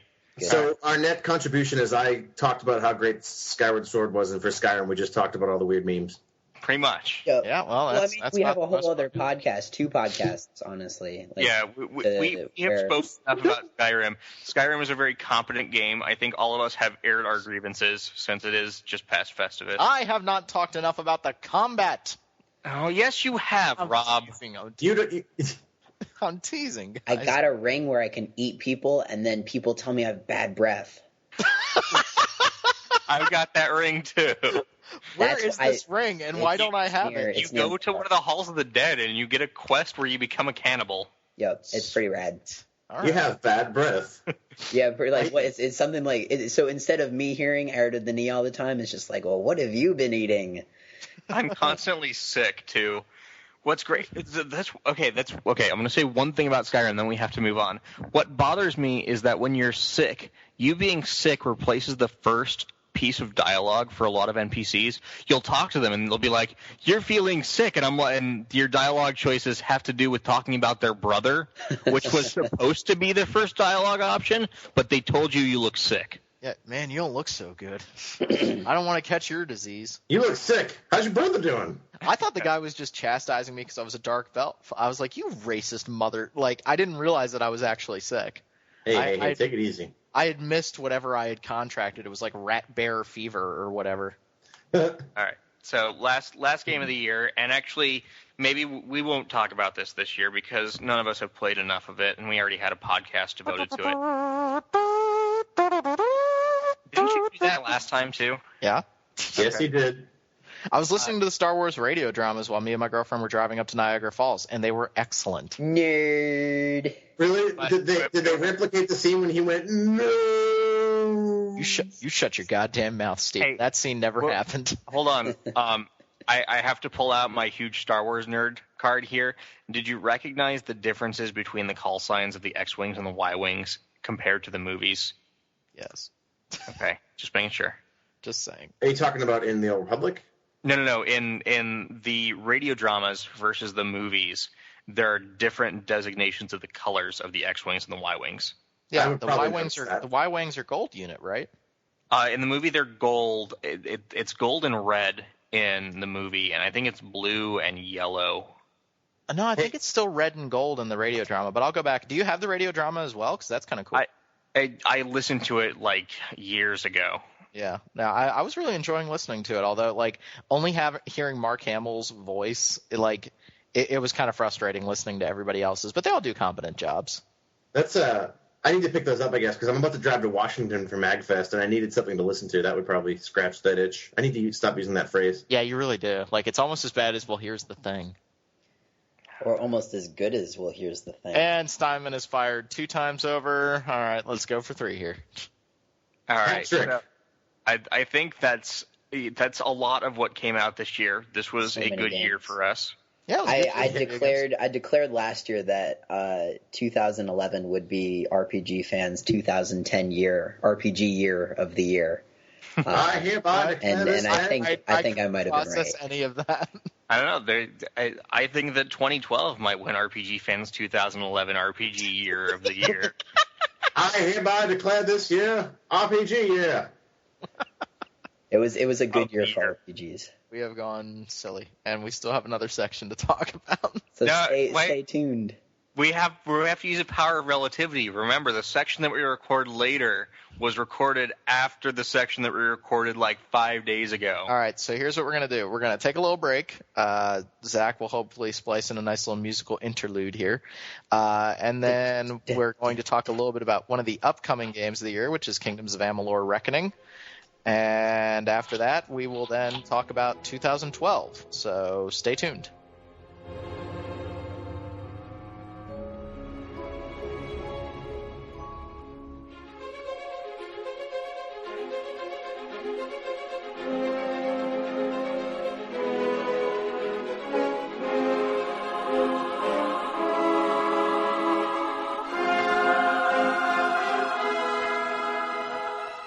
So now we're here, and we're going to talk about Kingdoms of Amalur Reckoning, which everybody right now has played except for me.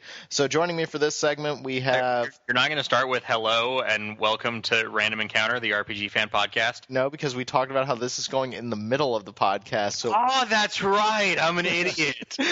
We're keeping this in. All right, so John McCarroll is with me today. I'm benevolent dictator for life. I am Keeper X on our forums. All right. We have the man who was the last person to see Kingdoms of Amalur. He actually went a little trip to San Francisco to see it. Kyle E. Miller. And then we have the man who took about a half hour to get his mic working because, we're just a rinky-dink operation here of a podcast. Dave Yeager, but don't worry, I'm only in charge of all the programming and tech, so it should be no problem. All right, so we're talking about one of the big games of next year. Kingdoms of Amalur Reckoning comes out, what is it, February 7th? Yes. All right, so this is coming from EA. This is a brand new world, kind of a collaboration effort. We got some Todd McFarlane art styling mixed in with one of the main creators behind Oblivion and Morrowind. So you guys have all played this game, and what's interesting is I literally had no interest in this title until John came back, and he was kind of incoherent and talking about murdering chickens, and it was a bizarre conversation with John. But now as I see this game more and more, I'm getting more and more excited. So Kyle, you were the last person to see it. You wrote a wonderful preview of it. Tell us about your journey through the Kingdoms of Amalur. Well, as I said in my preview, two things stood out to me. Number one, how much stuff was in it. How many different things you can do. I thought it was more of a hack and slash game. It's more of an open world game. It's more of an Elder Scrolls kind of game, which isn't surprising considering some of the developers. And the other thing that stood out to me was the combat. And I think that the combination of an open world and really action-heavy combat could really win people over. So now, just to back up a second, when it comes to fantasy worlds, because that's what Amalur is, are we talking kind of a darker fantasy world, like maybe Game of Thrones, Dragon Age? Are we talking more high fantasy, kind of like Elder Scrolls? Like, it's kind of hard to tell because the game's art style is very, very striking. So where does this fit into that continuum of fantasy? I would put it in the middle. It's not dark, but it doesn't seem to be quite as light as something like World of Warcraft, I guess. Mm-hmm. Now, one thing that's good to make note of is the guy behind this world is R.A. Salvatore. So, creator of Drizzt Do'Urden and all those fun Forgotten Realms guys that you're. I was going to say. This is totally speaking my language. As like the 33-year-old guy who's been playing Dungeons and Dragons forever, the pedigree on this game is out of control. Just in terms of the people behind it, you've got R.A. Salvatore, who definitely pitched in creating Dragonlance, Forgotten Realms, building those universes, multiple times New York Times bestseller. You've got Todd McFarlane, who of course created Spawn, but more importantly for 30-year-old dorks like myself. Actually, made lots of, created a whole new business of collectible toys and things like that. And then, of course, on top of that, you've got Ken Rolston, who before he got into Elder Scrolls and things like that was actually making tabletop RPGs. Yeah. And then you throw Curt Schilling into the mix, and as a baseball fan and also a Phillies fan, I mean, come on, it just seems unfair. I mean, basically, Curt Schilling, I remember on the visit that I did, he said if I was drafting a fantasy video game team, it would look like this. And it's kind of hard to argue with some of the pedigree of these guys. I'm just happy to have somebody on the podcast that's older than me. So, Dave, I'm older than you. Are you really? I think by a couple of months. December 13th, 1984. July 19th, 1984. Oh, okay. So all right. I'm the oldest guy in the room. Yeah, by quite a bit, actually. It's really unfortunate. But no, I think that's a really important thing, not the age, but the fact that we're talking about a collaboration effort working on this game. And R.A. Salvatore apparently wrote 10,000 years worth of lore. That's right. For this game, which is really cool because I think that's something that BioWare has really had the market cornered on that. I loved the lore that went into Dragon Age. I loved reading those books. I loved finding out about the different conflicts. I don't know what it is so much about the Elder Scrolls world, but I'm not really interested in that backstory. So I'm kind of excited to see what he brings to the table. Now, are we talking a world that's very elves and dwarves and humans and whatnot all living together in a magical mystical land? Because I saw that there's four races, correct? There's light elf, dark elf. There's 4 playable races, but there's other races in the world. Okay. Yeah.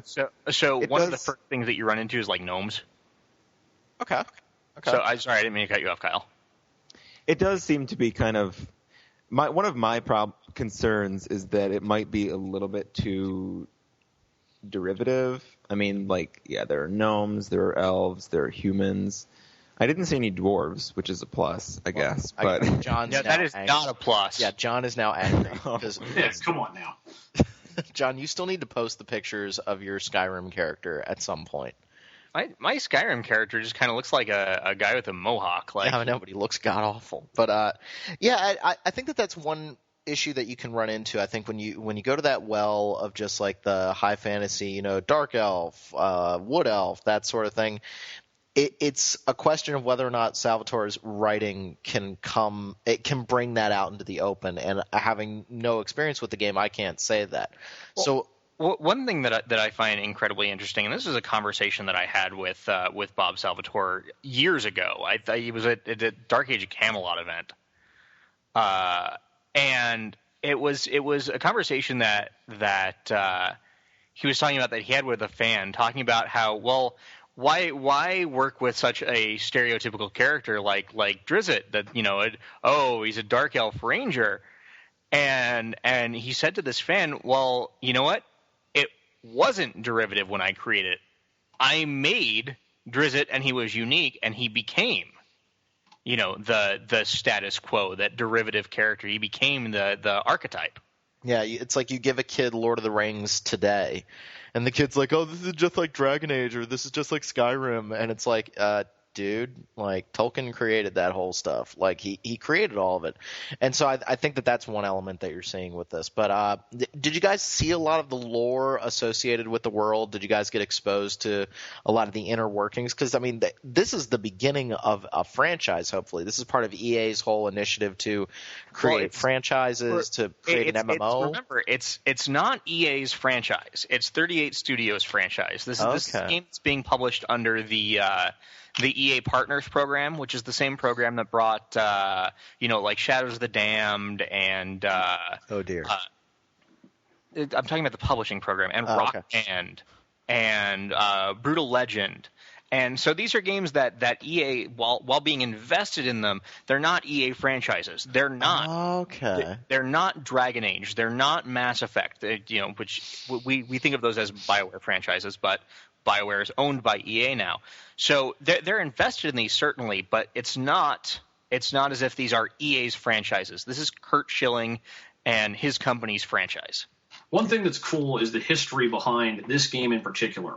All right, is really interesting because Curt Schilling basically doubled down when he acquired the studio producing this game, Big Huge Games. So Curt Schilling, when he retires from baseball, he puts together 38 Studios, which is his game company.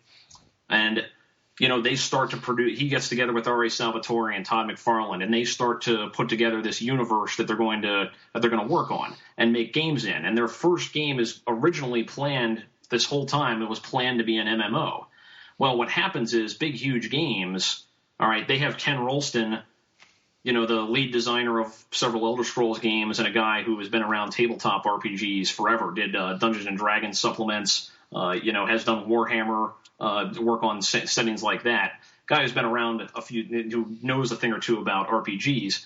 He's the, kind of lead producer on this new untitled RPG project Big Huge Games is going to produce. Now, what happens is Big Huge Games looks like they're going to go bankrupt when THQ is going to sell them in 2009, when the whole when a whole bunch of financial problems occur, everywhere. And in 2009, THQ is looking to basically bury Big Huge Games, and they're all waiting to get their release. And 38 Studios swoops in and buys them and says, we want you to work to take this RPG that you're kind of working on, this concept RPG you're doing, and put it in this setting that we already have. So you've got the gameplay system. You've already making a gameplay system. You want to make a new kind of gameplay system. We've got the setting for you. And so that's how Kingdoms of Amalur came about. And so, interestingly, Curt Schilling basically doubled down because he's already investing millions of dollars in the Amalur universe on this MMO, and then he goes and buys Big Huge Games and says, this is going to be the introduction to this universe. Even though it's a single-player RPG, this will be the introduction to get everybody into Amalur. Huh. Well, what's interesting is, and at the risk of, if somebody's playing the podcast drinking game, at the risk of making my usual, it's very similar to something that's happening right now in Japan, where another well-known company is taking over for a well-known game franchise involving sneaking and gears made of metal. So it's interesting to see how, I think that's great that 38 Studios was able to save this, because from what I've seen of what Big Huge Games has produced, this is a really well-functioning game. Now, you guys have played it. So how does it play? How does the hack and slash hold up? Are we talking about a game that's going to be up there with God of War, or is it, with more Legend of Zelda-y? Where is it? So the game that I would most put it to, if I were to have to make a direct comparison, which is not the easiest thing, my direct comparison would probably be Darksiders. Okay. Another game to play. Darksiders, I like the combat in Amalur better than I like the combat in Darksiders. But Darksiders is a Zelda-style game at the end of the day with God of War-style combat. But it's not as button-mashy as God of War's. Mm-hmm. And I think that's probably the best parallel. That, in my opinion, that's probably the best parallel that you're going to get. But it's not a perfect parallel. There's much more depth to the combat in Amalur. Mm-hmm. Mm-hmm. If they do it right, that people are going to say in another year, the combat is like Amalur, and I think that's really what they're going for, is something totally new and interesting. At least now that the difference between myself and Kyle and John is I never got to actually play the game. I got to go to visit them when they had their very first preview of the game, and somebody was sitting down and kind of walking through it. But even visually speaking, the thing is extremely striking. I mean, you haven't really seen anything like it, before. Mm-hmm. And it's really hard to comparables are really difficult because they're trying to do something kind of new and interesting here. One thing that I find interesting, and one thing that I would kind of draw you have BioWare, and I know I just skipped a whole bunch of words there, but I don't care. You have BioWare that had kind of Dragon Age and Mass Effect. And both are kind of going in more an action-oriented direction. Mm-hmm. And it took them each a game to get to more action-oriented. So Mass Effect 1 and Dragon Age Origins were both very turn-based and not kind of in-your-face action-y. And then the second game was more action-y. And we see with Mass Effect 3 that the third game's even more action-y. Mm-hmm. What I see Amalur doing is Amalur's on Dragon Age 3. But they're doing it with all the RPG elements that should have been in Dragon Age 2 that were originally in Dragon Age Origins. Mm-hmm. So you're talking statistics and whatnot, helping out with your character progression, earning new skills, that sort of thing? Yeah, like Dragon Age 2 simplified the system from the original Dragon Age. And whether you think that's good or bad, it was simplified. Amalur, not so much. Amalur has a full-fledged statistical system there, and it's functional and it's good. Mm-hmm. Fairly complicated too. I mean, I went from level 1, and then I jumped into level 20 character, and just looking at my equipment and stuff, I had to stop because I couldn't understand half of it. I mean, if I would have tried to understand, I wouldn't have been able to actually play the game. So I was really glad to see that there are the numbers there, even though it's a really action-oriented battle system. Mm-hmm. Well, now, go ahead. So when I was there, one of the guys that we got a chance to talk to was the lead combat designer, Joe Kodara, and he said that the decision was made early on, even in the concept stage, that they wanted it to be like an RPG at the core. It's got action game depth, and you can win with twitch skill, but only up to a certain extent. Like RPG players are the people they want to, the kind of the traditional RPG players are the people they want to be able to succeed in this game. So twitch skill will be able to get you, probably farther than the average RPG player for a while, but eventually you're going to need to have, kind of the traditional strategy and and traditional RPG playing to succeed. And one thing that I found interesting, I think I get the most in regards to character progression, because I just got to sit down and play for 8 hours from the beginning of the game. They never handicap you. Like, it's nice to be able to build a character the way that you want to build it without being handicapped. And it's not to the point where, like Skyrim, we were talking a little bit about Skyrim before the game. Skyrim, you don't have to choose what you want to do. You just do everything. Yeah. In Amalur, you still have to make choices, and you have to say, okay, I want to do these things. But if then you say, well, maybe I want to do this too, you're not handicapped. Mm-hmm. Like, you can go and change and make yourself whatever you want to be. Exactly. There's not really like a class system, right? Yeah, there's it's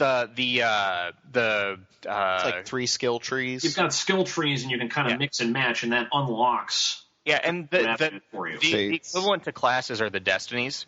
That's right. Yep. And the destinies are unlocked based on the amount of skill points that you put into each of the different trees. Yeah. But they give you bonuses. It's not as if they're like, oh, you're this class, you get this skill. No, that's all in the skill points that you distribute. But you can say, okay, I want – even if you're a mage, you can say, okay, I'm a mage, but I have a few points in warrior. I want all my bonuses to go to my warrior skills. I'm going to be the warrior class, even though I'm putting all of my points into mage. Now, your warrior class, your destiny, won't be as powerful because you're not putting your skill points there, but you can still use it. Mm-hmm. Now, is combat the main – it sounds like combat's the main focus of the game. That's what they keep talking about, but is there more to it than that? What's interesting is it's combat is a main focus, not the main focus. Okay. They're putting a great deal of work into the depth of story and the world and everything else here. What amazes me is that the game is very, very open in what you can and can't do. If you don't care about the story and you don't want to even touch it, you can just be like, okay, there's the top option in every dialogue is the fastest option to the next thing that you need to do. But if you want to talk to the guys about, the cows in the world, and you find a farmer and they're like, oh, man, I love cows. Do you want to hear more about cows? Be like Martin in that Simpsons episode. He moves the joystick. Tell me more. Tell me more about Bovine University. But go ahead. When I say that the combat stands out to me the most, it's not because necessarily it's the main focal point. It's just that it seems to be the most unique aspect of it. Mm-hmm. But there are a lot of other things you can do. You could probably go off and, gather herbs for 2 hours if you really wanted to. Well, there are like all those different little activities. To talk about the combat, I think that's one area where Todd McFarlane really had a lot of contribution. People think Todd McFarlane and they think, okay, he did the art for the game. To hear Todd McFarlane tell it, at least, when I was visiting, that is not the case at all. He's basically letting the artists, he said right up front, this game is not the avenue for my artwork. He said, I don't know anything about video games, so I'm coming at this with a blank slate. What I can do is tweak little things like this little piece of art or this animation or whatever to make it look more realistic and more visceral. Mm-hmm. And so what he's trying to do is he's taking the little bits and pieces, like, for example, there was a great example that Ken Rolston told. And Ken Rolston, as we know, has designed, a few Elder Scrolls games, a few video games in his day. And he said, one of the things he said was that when Todd McFarlane came onto the team, the first thing he says is, okay, the first thing I want you guys, the art department, to make me is a human being. And they had come to him with, all these hydras and these things with a million tentacles, all these cool original monster designs. And I don't care about any of that. You guys draw me a human being. Because if you can make that interesting, then you've already established the art style and you don't need me to do any of that. Mm-hmm. And Ken Rolston said, I don't know why I never heard of this 10, 20 years in this business. It's the type of observation that, where you just take something and tweak it just a little bit. Like in the combat, they kind of slow down certain things. And when I was watching the combat, back in March or whatever it was, Todd McFarlane was taking notes during the demo that was being done. And he turned around after the demo was done and pulled the art team aside and said, when you stab a guy like this, you can't have these blood coming out that looks like grape jelly. We need to have it, arc this direction because that's physics. And this is all going on, in front of everybody on the thing. But that's the attention to detail. And I think that's what makes that's what's going to make the combat so visceral and interesting. Just that little bit extra. One thing that I want to add there is I don't think that's just limited to Todd McFarlane. When I was at Big Huge Games, you know what? They were going around and they were watching every member of the press play the game, seeing how they played, saying, well, okay, you know what? They asked me several times, do you feel that the game is too easy? And I was telling them yes, because right now I'm just button mashing. Unless I hit a huge horde of enemies, there's no challenge whatsoever. And they were looking and they were seeing how the game was being played, how people built their skill trees, how they did it so that they could go back and make things better for the player. And you know what? I'm sure that every game company does that, but it's amazing to see that up close and just how passionate these guys are about this game. Absolutely. There was a great story Todd McFarlane told about when he was doing Spider-Man and how, it kind of dictated the way that he approaches any piece of work. He said when he was doing Spider-Man, the thing that he would always end up spending the most time on was the nothing throwaway panels in Spider-Man with Aunt May sitting at a table making a sandwich. All right, because his point was if you can make that somehow visually interesting, the shot of Spider-Man jumping out the window at the Green Goblin is going to be easy. Right. What was I going to say? I had something to comment on. They've talked about how big this game is and about, hundreds of quests, hundreds of dungeons. And the thing that really stuck out in my mind when we were talking about the Old Republic was Dave mentioning Kingdoms of Amalur and about how, we have this big, huge quest about saving the world, and then we have these side quests of Find My Pants. Find My Pants, yes. Did you guys get to experience any of the side quests? Are you making decisions that impact the world? Is there kind of like, I don't know, is there a morality system in the game? Or is it just like you're helping out people in the world and basically clicking off or checking off quests like I do all the time when I'm playing Skyrim? I didn't... Oh, go ahead. Sorry. I didn't get to experience too many side quests because my time with the game was limited. But I think it's... From what I saw and heard, I think it's sort of, there's a little bit of both. I did one side quest where I had to go into a dungeon and just get an item for somebody. So it was basically a fetch quest, even though they were accompanying me, which made it slightly more interesting. And then there are other side quests where you actually have to make a choice. So I think that there will be a little bit of both. Mm-hmm. I didn't get to experience a whole lot of side quests, not because I didn't have time, but because I was just trying to get through as many story quests as I possibly could in the time that I was allotted. And, at the end of the day, 8 hours with a game this large is not a whole lot, Mm-hmm. Like, this is a game that's probably going to be easily a 40-hour RPG. And for me, someone who completes their RPGs very quickly, I really do mean that. Like, it's very interesting to see. Mm-hmm. Yeah, definitely. And even though I think that the thing that's going to be the eye-popping thing that everybody talks about with this game when it comes out, I think combat's going to be that thing because of that attention to detail and their attempt to make it so visceral. What people I don't think are going to notice, but they're going to, kind of subliminally appreciate are the little touches like, for example, if you like Diablo or Torchlight or games like that or Titan Quest, Ian Fraser is the guy who designed the suffix, prefix, socket system for this game.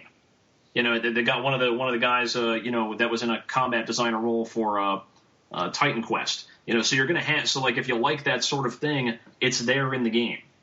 And I don't know how many games you can point to that are coming up that have existed that have it seems like they're trying to hit every single note that RPG fans look for. Yeah, so I'm really excited about it. That's definitely what I felt. I think Big Huge Games released like a half an hour developer walkthrough of, I think it was their E3 demo. I sat down and I watched it and I was just like, okay, it's got a stealth system in it, it's got a combat system in it, it's got a dialogue system in it, it has loot. I'm like, good Lord, like they're just putting everything together, and the question becomes, are they going to put it together into a package that is compelling? Can you pull all that off and have it all work? Yeah. Well, I think one thing that surprised me was that I thought this was a big open world game, and no, it is kind of more hub based, isn't it? Like you're walking into areas and that sort of thing. Like there's none of that.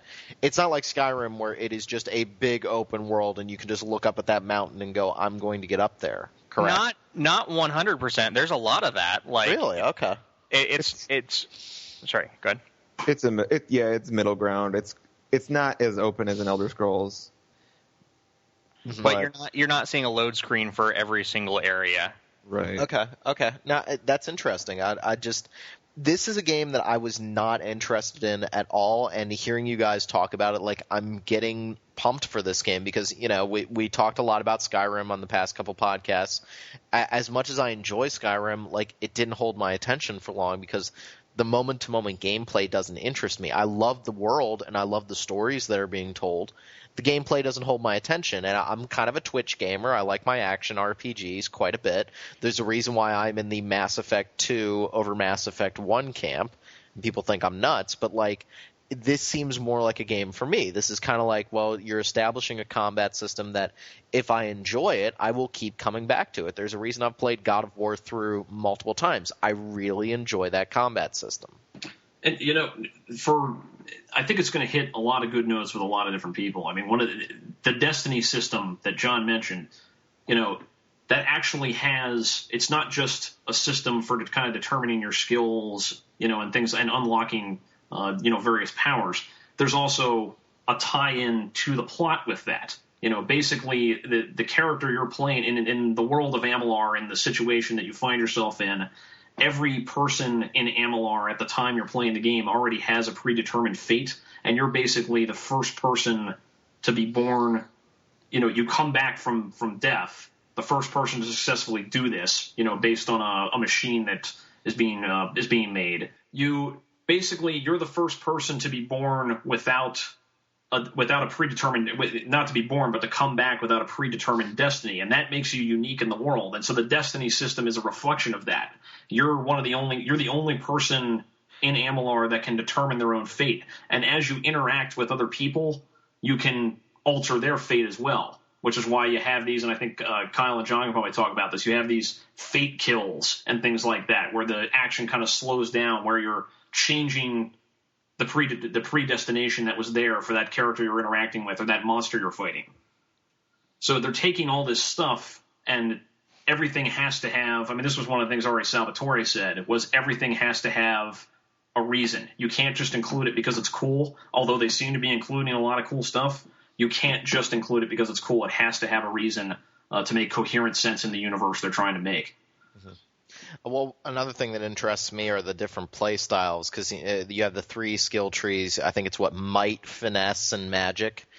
And so mixing and matching skill trees, do you want to be like a pure melee brawler? We all know that's what John's going to do.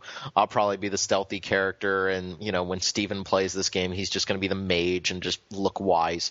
And it'll be fun to mix and match those abilities, and I'm always going to be concerned with whether or not I can break my character. It's like the magic in Skyrim was awesome for like the first couple hours, and then all of a sudden it just stopped working. And I was like, well, I'm not really doing any damage to anyone anymore, so my character is broken. All right, now I just need to start equipping heavy armor and making myself feel better. So it'll be interesting to see how they balance the whole game out. Can you really mix and match skills and not get to a point late in the game where you go, oh, crap, I've done screwed myself? Right. That really is the trick. We've been told this type of thing before. We've been told a lot of these things in previous games. We're used to getting promises, as gamers that don't always quite pan out. But Dragon Age 2. Well, I wasn't going to name names. But Dragon Age 2. Dark Souls. It'll be interesting to see if they're able to pull it off. And the timing of the game is also really interesting to me. The timing of when this thing is going to be coming out, because it's basically up against all these established franchises that we've got in this space now. Everybody goes nuts for the new Elder Scrolls game. Everybody goes nuts for the new BioWare release. And it's, this is the setup for an MMO in the Amalur universe that's going to be coming out that millions of dollars have been spent on already. I mean, there's a lot riding on this. Well, it'll be really interesting to see what happens. I was going to bring that up. We've already seen that EA's marketing is clearly behind the game already. Like I can't surf the internet without seeing an ad for Amalur, and already that's a really good sign that they're supporting this game quite a bit. I think that's one of the reasons why you partner with EA for this kind of title. But you're right, Dave. This game is coming out a week after Final Fantasy 13-2. Mass Effect 3 is March 15th. So. Am I right on that? I don't know. It's March something or other. Close enough to make the point. I mean, close enough, but not right on top of it. I mean, I think it's got like a month leeway in there, which is pretty good. But it'll be interesting to see. Is this a game that can come out? I think it's better that they're launching it in February. I think if they had launched this thing at the end of 2011, if they had launched it now, it would have gotten lost. Right. There's no way this game, a brand new IP, would have been able to establish itself, and it's a shame because I'm really excited about this game. And what happens too? I mean, this is the scary part. If you're, the money man, Curt Schilling, what happens if this game doesn't take off like they think it's going to? Now you have years of an MMO in this universe you've invested. Is anybody going to play that? So I mean, there's a lot riding on this game. It's going to be one of the most interesting stories of next year, I think. Well, he could always come out of retirement, go back to playing baseball for a little bit, make some of that money back. I suppose that's true, but he definitely could. I don't know. He probably wants to go out on top, So. Or when the Old Republic fails, he could just swoop in and buy that. Oh, Rob, I'm kidding. Come on. Look, if you're gonna do okay, you got to call an MMO that's actually probably going to fail. All right. If you go in like EverQuest 3 or I'm gonna Fantasy 14. My Sony contact give me if I say that. I mean, if it I know that we're not talking about the Old Republic today, but we probably will soon. It's going to be incredibly successful, I think. Yeah, people seem excited over it, so I think there's room, and I think, but Star Wars has that Star Wars license around it, and so is Amalur going to have a license around it with this action RPG? Is that going to be enough to establish it? And I don't know. Could you release a Mass Effect MMO right now? And do you think that's a really good question? Would people be interested? I don't know. That's one of the things that, I mean, they're aware of it. I mean, Curt Schilling said, we've got an original IP, which is the coolest thing and the biggest gamble you can possibly take. Yeah. Because, if it's successful, you can do whatever you want and really explore some amazing ideas. But if it doesn't work, all that work you put into creating this IP, goes kaput when you could have been focusing it on something, that people are already familiar with. So it's a big gamble, especially when you've bought a second game studio and brought it under your umbrella for the purpose of showing off this IP. One thing that's interesting is, a lot of people talk about the difficulties of launching a new IP, but you know what? All the big IPs right now have been launched within the past, 10 years or so. Call of Duty, which is one of the biggest sellers ever. It came out, originally in 2002, 2003, something like that? I suppose that's true, but I would say that I bet you could point to a lot more IPs that never went anywhere than you could. No. Absolutely. I mean, that's not to say it's impossible. Of course not. I think that I think that the gaming audience is big enough, to have room for another IP. It's a big gamble, especially when you've got I mean, remember, this isn't just a new game that they're coming out with, and if it doesn't work, too bad. The fact that you've got an MMO that's been in development for 7-8 years behind it on the tails of this thing, I mean, that's the terrifying part for Curt Schilling's accountants, if you ask me. I mean, you got to be hoping that this thing takes off. But you know what? I think that. I'm sorry. I don't mean to cut Kyle off. Go ahead. That's why I asked the associate producer. With all these other games coming out, why are people going to be playing Amalur? I mean, he just said it's better, but I don't disagree with that. I think that word of mouth is incredibly important, and I think that when people play Amalur, they're going to say, "Wow, this is a really good game." Yeah, I was already talking with some of my students about it. Like, I'm already corrupting young minds, and we were talking about Skyrim, and we're all sitting around like in the dorm room, and I'm watching the kids play, and we're having a really good time. And the kids kept saying, "God, if only the combat was better." And I was like, "Well, there's a game coming out in February. Yeah, see, big huge games. I'm already pimping your game already to small children." And I was just like, there's a game coming out that is hoping to combine that open world, big RPG like the Elder Scrolls with a great combat engine. It's called Kingdoms of Amalur. It looks interesting. And I think that people are hungry for this kind of game. I think, as much as, I love Dark Souls, it's not for everyone. But I think people want that real action RPG. They want that. They're really, really excited for it. And I mean, why do we play RPGs, right? Yeah. One of the big reasons is to, do something, to be super cool. Like, do a thing that's cool that you can't do, in real life. Why do we play video games?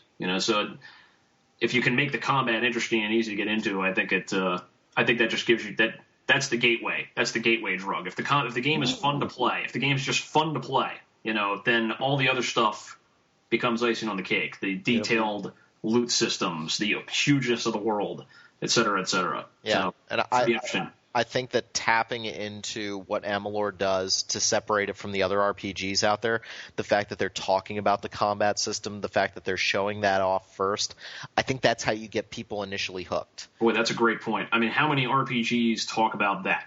Yeah, how many RPGs, the first thing they say is, you're going to love our combat. Yeah, usually that's a JRPG thing.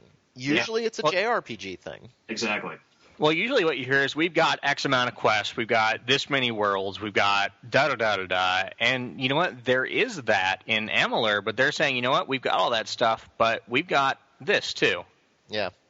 I'm excited for it, guys. I mean, I think it could end up surprising me right now. I think I may actually be looking forward to this a little bit more than Mass Effect 3.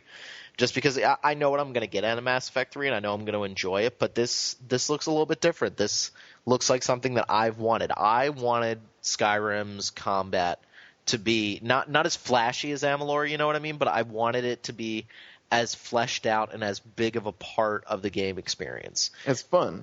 Exactly. I wanted the combat to be fun and not a chore, and I think, unfortunately, the action RPG or the RPG in general right now, sometimes the combat becomes a chore, and that doesn't have to be. And so I'm excited for it. One other question I meant to ask: are there difficulty levels? Yes. Yeah, you said that you pumped it up to hard and it was difficult, right? Yeah. No. And when I played, they hadn't balanced any of the difficulties yet. Okay. It's just I want a challenge out of it. I mean, I consider myself pretty good at like God of War and Ninja Gaiden, so I usually play those games on hard, just to give myself a little bit of a challenge. So I'm interested. I'm very excited. I did have a question too about to the guys who have played it now. One of the things that they said when I was there, I asked them about level scaling, and they said that what they've done is that it's supposed to be banded level scaling. Right. Basically, you've got these creatures that will scale up to a certain point, but then they won't go beyond it. So, you will actually have the feeling of actually getting better, as opposed to a game like Oblivion, for example. So is that still the case? I guess with 8 hours, you probably didn't have much time, but did you notice any of that? That's what they said. I got to like level 9 or 10, so I didn't have a whole lot of that. Okay. One thing I started doing towards the end of my play is that I was in a place where enemies were harder, and they were harder. That was 100% true. Gotcha. Okay. Well, I'm excited. The level scaling thing makes me a little nervous. I think it's what it's going to be is it's probably going to be like, okay, this is a level 18 enemy. If you're between levels 14 and 22, we're going to scale this enemy to your level. Yeah. That's yeah. It just I told you about my experiences and how now Skyrim everywhere I go is just filled with like bandit chieftains, and that to me is not fun. We talk about why we play RPGs. I love an RPG where I feel stronger as I'm going. There's something really cool about fighting an enemy that made your life a living hell and just blasting them with like the strongest F-off spell you got. Right. It sounds like you're going to be able to do that. Yeah. I was just curious if that was still the case for the guys who played. Well, so any final thoughts on Amalur? John, how was fighting the chickens? What was it? I am Dorf, the chicken slayer. God. I have to admit, when I got to the first village, I started killing chickens as well. It has a crime system in the game too, right? So you can steal stuff. But it's not like as big as like if you walk into a house in Skyrim. One of my favorite things to do is just literally steal everything. So it's not like you can steal like an apple, a pear, a spoon. It's not like you can do that, right? No, you can't pick up anything. It's just you steal from a treasure box that somebody owns. Okay. Yeah, that's still fun. I started killing off as many guards as I possibly could before being sent to jail, so it was amusing. Cool. Does it do the you just get better as you level up, so there's none of like the natural skill progression in between levels. It's like you level up and that's when you get your boosts instead of like, now your lock picking goes from 53 to 54, but I don't recall. It's been a couple of months since I played the game. I know that's like minutia, but I was just interested. No, it's all when you level up. Okay. That's one thing I do like about Skyrim. I do like the, skills getting better without me necessarily leveling up. I do like that. That's fun. Yeah, I have my issues with that system both ways, but that's not for this conversation. Yeah. Well, any final thoughts on Kingdoms of Amalur? I like Star Wars: The Old Republic. I do too. I've been playing the heck out of it. I gotta be honest. I'm really enjoying it. All right, you guys, we'll talk about I remember the server. We'll get to that later. Are you both on the same server? No, actually, he's playing on a different server because he doesn't want to do guild stuff. We were actually talking today about this, about how we want to kind of put things through, and we're going to work on impressions, and I'm sure we'll talk on the podcast about it. He's doing his thing, I'm doing mine. Okay. Right, we do have a job to do here. I mean, come on. Playing games is hard work. Wait, Dave, you probably played the game the most out of all of us. Who should I play as? What character class? You definitely want to be one of the Sith. I mean, that's no doubt. Which, by the way, Rob, you know what? I don't know if they changed it since you were complaining about it, but I'm playing an agent, which is the Imperial version of the Smuggler. Oh, good call. Yeah, with the stealth. That's what I wanted to play as. Yeah. But the cover system is not as bad as you think that it is. Yeah, it's kind of arbitrary items, but it makes it pretty obvious when there's stuff around that you can hide behind. And even then, you can say, I just want to go into cover mode, even if there's no cover around, to use those abilities. Oh, okay, because when I tried to go into cover mode before, the game was like, no, there is no cover. Yeah, I would say that you're probably, knowing that you like to, have a lot of interaction with it, I would go with something like a Sith Warrior, because you have to press a lot of buttons. I mean, there's some strategy involved there, and, the plot is awesome. So that's always a bonus. Okay. Rob Vader. It's a natural fit, really. Wouldn't it be Darth Rob? No. Is it wrong that that's something that really does bother me? Like when Obi-Wan Kenobi is referring to Vader as Darth? Yes, there's nothing wrong with that. Yeah, it makes no sense at all. Why does that bother me?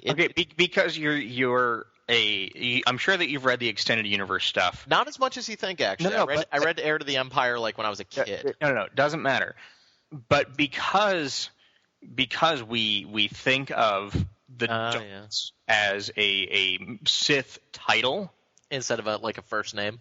Yeah, but Bob Vader. Exactly. But when Star Wars and Empire Strikes Back and Jedi, there were no other Darths. It was Darth Vader. Yeah, you're right. So the Emperor wasn't Darth Sidious or whatever they decided his name was. He was Emperor Palpatine. Is it I wrong? thought George Lucas had these all planned out for years. Yeah, that's why.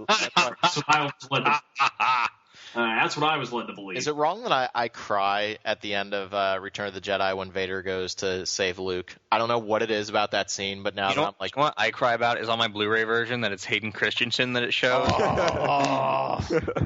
No, it's like the music swells, and when Vader just but in the new Blu-ray version, does he shout no when he goes to grab the Emperor? I don't know.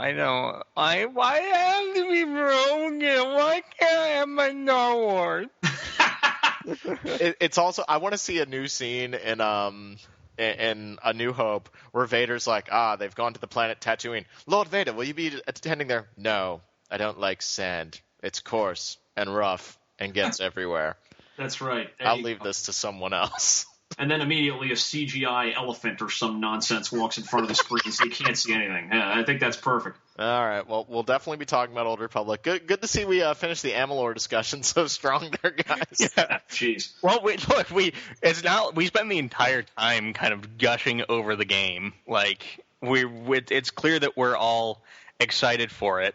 And it's clear that we think that the developers behind it are doing a good job, and that they have passion for the game, and I think that's important.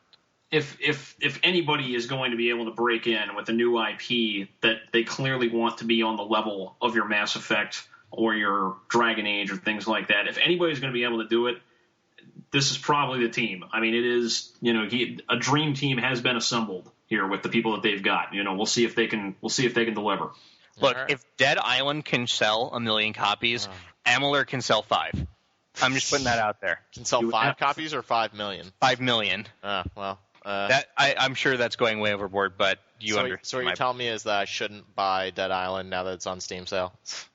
What is it, like $10? Go ahead and buy it. I have too many other games to play. Like, $10 is a good buy price for that game. Well, I want to play Knights of the Old Republic. And I have the Old Republic. Like $5. Yeah, I know. I already have it. I bought it like 6 months ago, and I just haven't played it. So, all right, guys. Well, thank you so much for talking about Amalur with me. We're going to take a brief break, and we will be back with regular podcast crew for predictions for 2012.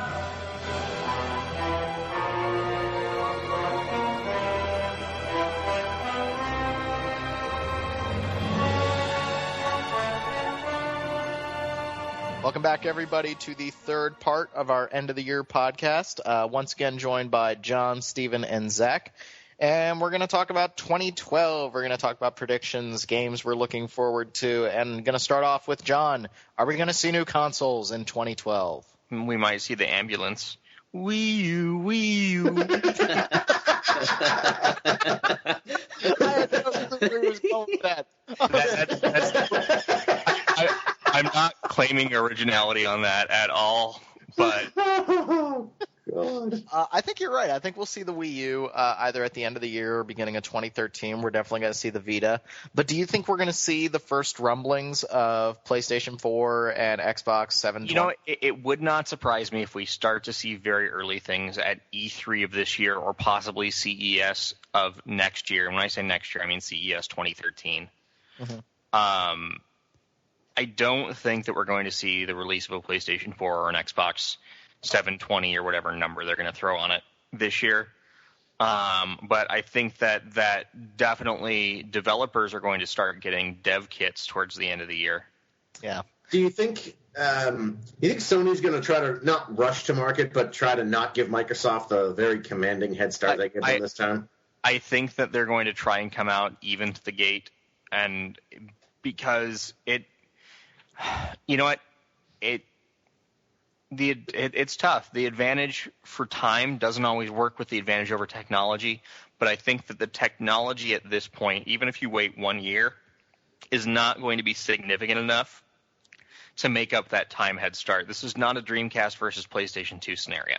Yeah, I think also too, if you rush to, on the other hand, like if you rush to market, you run the risk of like ending up in a 3DS situation where it was released too soon just to beat Vita to market. I mean, like when did the 3DS finally start getting some traction? Like last month or the month before? Yeah, but that's kind of par for the course. I mean, we kind of forget that. I don't know. You know what? I don't mean to cut you off, Rob. Yeah, go ahead. The Vita has one of the strongest launch lineups I've seen for a system in a long, long time. Yeah, like I've never seen a launch where I was like, man, I want that, and I definitely want that. Like, I want like 4 games on it already, and that's like unheard of. So they the Vita did just launch in Japan, and it had a really strong like opening couple of days, but by the end of the week, sales had dropped in like a rather large amount. Yeah, so I don't know if that's just the strength of the launch lineup here versus in Japan, or if it's just that it's new hardware that you don't have Monster Hunter 4 yet. Yeah, it's really weird. The PSP, the second week the Vita was out, the PSP outsold the Vita, and I want to say that has to do with Monster Hunter. If you've been to Japan, there's no doubt. I mean, Zach, back me up here. No, like everyone's playing Monster Hunter. And I mean, especially now that, especially now that the Circle Pad Pro is out, and Monster Hunter Monster Hunter 3G. 3GS? 3G, I don't think so. I think it's just 3G. I don't know, some weird naming convention of Monster Hunter Portable, not Portable, 3G or not G, whatever, for the 3DS. Wait, Capcom had a weird naming convention? Ha ha ha. But yeah, so now that that's out for the 3DS, and along with the Super Mario 3D Land and Mario Kart 7, and all of these other games that have been coming out that have been like bumping up the 3DS sales to a very large degree. I think that it's gonna, until you get Monster Hunter for the Vita, there's not gonna be that same. I completely agree. Just based on what I saw, it's amazing what effect that series has. It's nuts. Yeah. Well, go ahead if you're going to talk about Rob talk. Well, my only thing was that I agree with what John was saying. To go back a step, I don't think we're going to see too much about the next major consoles besides Wii U this year. But I think a lot of that has to do with the fact that we're at a point where every developer is kind of making money. They're making money on the units. They're selling a good amount. Video games are selling. They become mass market again. It's not like when you first bought a PlayStation 3, it was almost 2 years before you had anything more than just that little section of an EB Games with like maybe 20 or 30 PlayStation 3 games. Like Lair. Yeah, and it was awful. And like now we're at the best part in a console's life cycle. And I feel like in the last console generation, by introducing the 360 so quickly, we skipped that golden age. And I that really bummed me out because are you talking about for the original Xbox? Because the PlayStation 2's life cycle was forever. Right. And the PlayStation 2 kept going, but like we had reached a really cool point with the GameCube and the Xbox and the PlayStation 2 where we were getting really awesome, great-looking games. We continued to get those for the PlayStation 2, though. When the PlayStation, and actually that may have harmed the PlayStation 3 more than it helped. That's true. It's just I don't want to pick up new hardware just yet. The games still look good to me. I'm still enjoying them. I still have functionality out of my system. I'm not ready for new hardware. Sorry, Steven, go for it. Well, I was going to say, too, I mean, look at the amount of games that come out now, too. I mean, it's almost silly to just jump to a new console now because, I mean, people do stand to make a ton of money, and we stand to play a lot of awesome games. I mean, I have a stack. I can't even count how many games I'm looking at right now that I'm in the middle of playing that, I'm backed up from, like, half of the year. So, like, I don't know. It seems like now is the time when we start seeing games like, Chrono Trigger and the Persona games and just all that awesome stuff that comes out at the end of a life cycle. If we sit here for a while, we may get a lot of games like that. Yeah, I have 2 quick points that I want to make. On the one, just to agree with Rob and John, I don't think that we're going to see a new Xbox or PlayStation on shelves next year, but I do think that if Microsoft and Sony are smart, they're going to bring it out at E3 before the Wii U has a chance to attract any really large audience by saying, look at the graphics, because, if Microsoft and Sony are smart, they're probably going to come out, let's say late 2013, maybe mid to late 2013, and come out, that much stronger than the Wii U if they can, possibly with a Halo 5 on Microsoft's front, and I don't know, something from something big on Sony's front. The Last of Us 2. See, I really don't think that at this point Microsoft and Sony are looking at the Wii U as a serious competitor to whatever they push next. I agree. I hope not, but anyways, the second point I wanted to make was while regardless of what happens with the next generation of consoles, I think that something that we've experienced a lot over the past year or so is getting to the end of a generation of IPs. We've got this year Uncharted 3, Gears of War 3, Portal 2, just so many sequels upon sequels upon sequels that are kind of perhaps not overstaying their welcome, but like Assassin's Creed Revelations, Which is the fifth Assassin's. No, 1, 2, 3, 4. Fourth game. It's Assassin's Creed 2, 3. If we were to take Final Fantasy naming conventions. Yes, it is. And I think that something needs to happen, not necessarily with the consoles, but new things need to happen, or else it's going to slow down a lot. Because if we see Uncharted 4, not the Vita title, but like an actual numbered Uncharted 4, and if I can't imagine that we'd see Gears of War 4 based on how it ended, or like Uncharted 4 would be silly.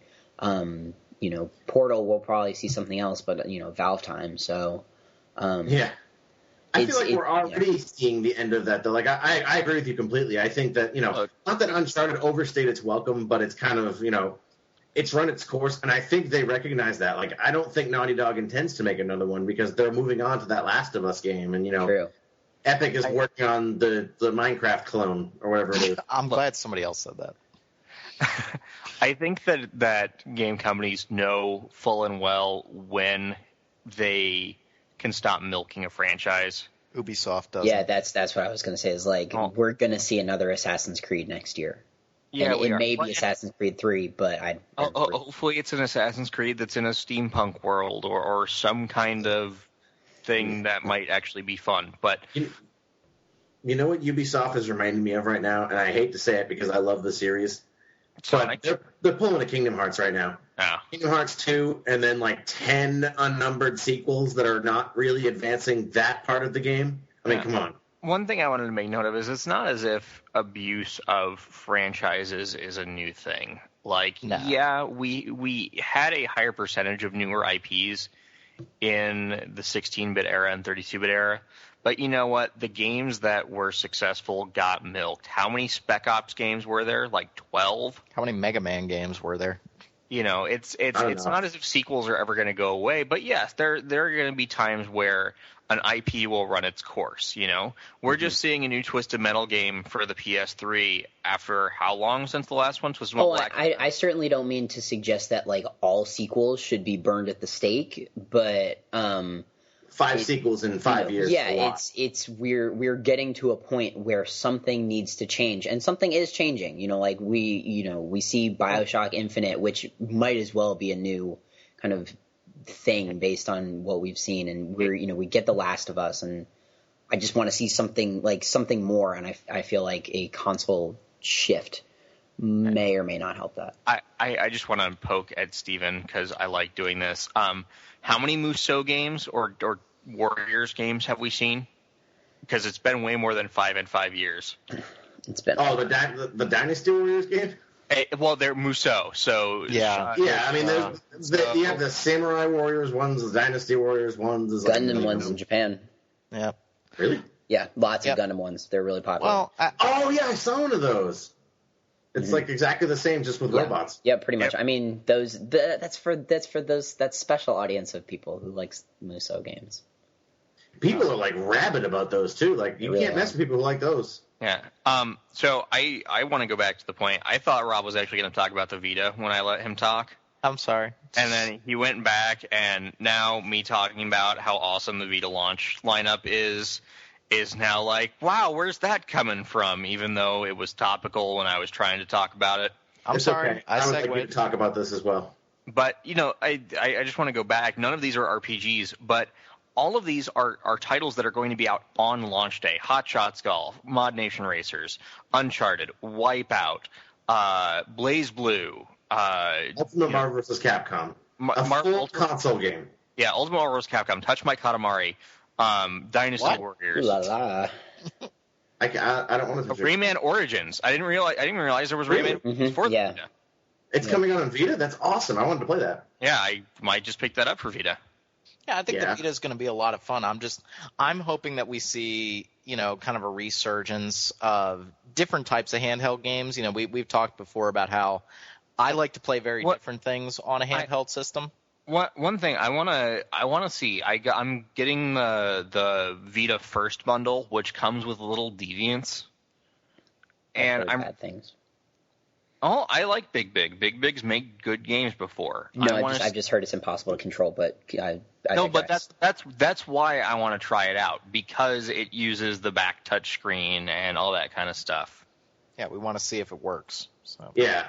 I mean, I'm sure there'll be like that, that growing pains period where they can't quite get it right. And then in a year or so, you're going to see some games that probably use it in a pretty meaningful and kind of cool way. Okay. Well, all right. So I think I'm going to shift gears a little bit and give it over to Steven. Steven, I want you to tell us what is the biggest game you're looking forward to this year, the one that you're most excited about, and then maybe a couple of predictions. The biggest game I'm looking forward to at this exact moment.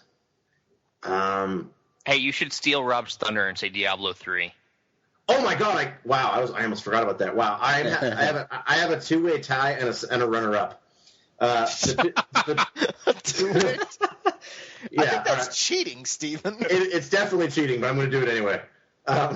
Obviously, because I've been looking forward to it since Diablo 3. I mean, we've played the beta. We know it's already awesome. I just finished reading the Book of Cain.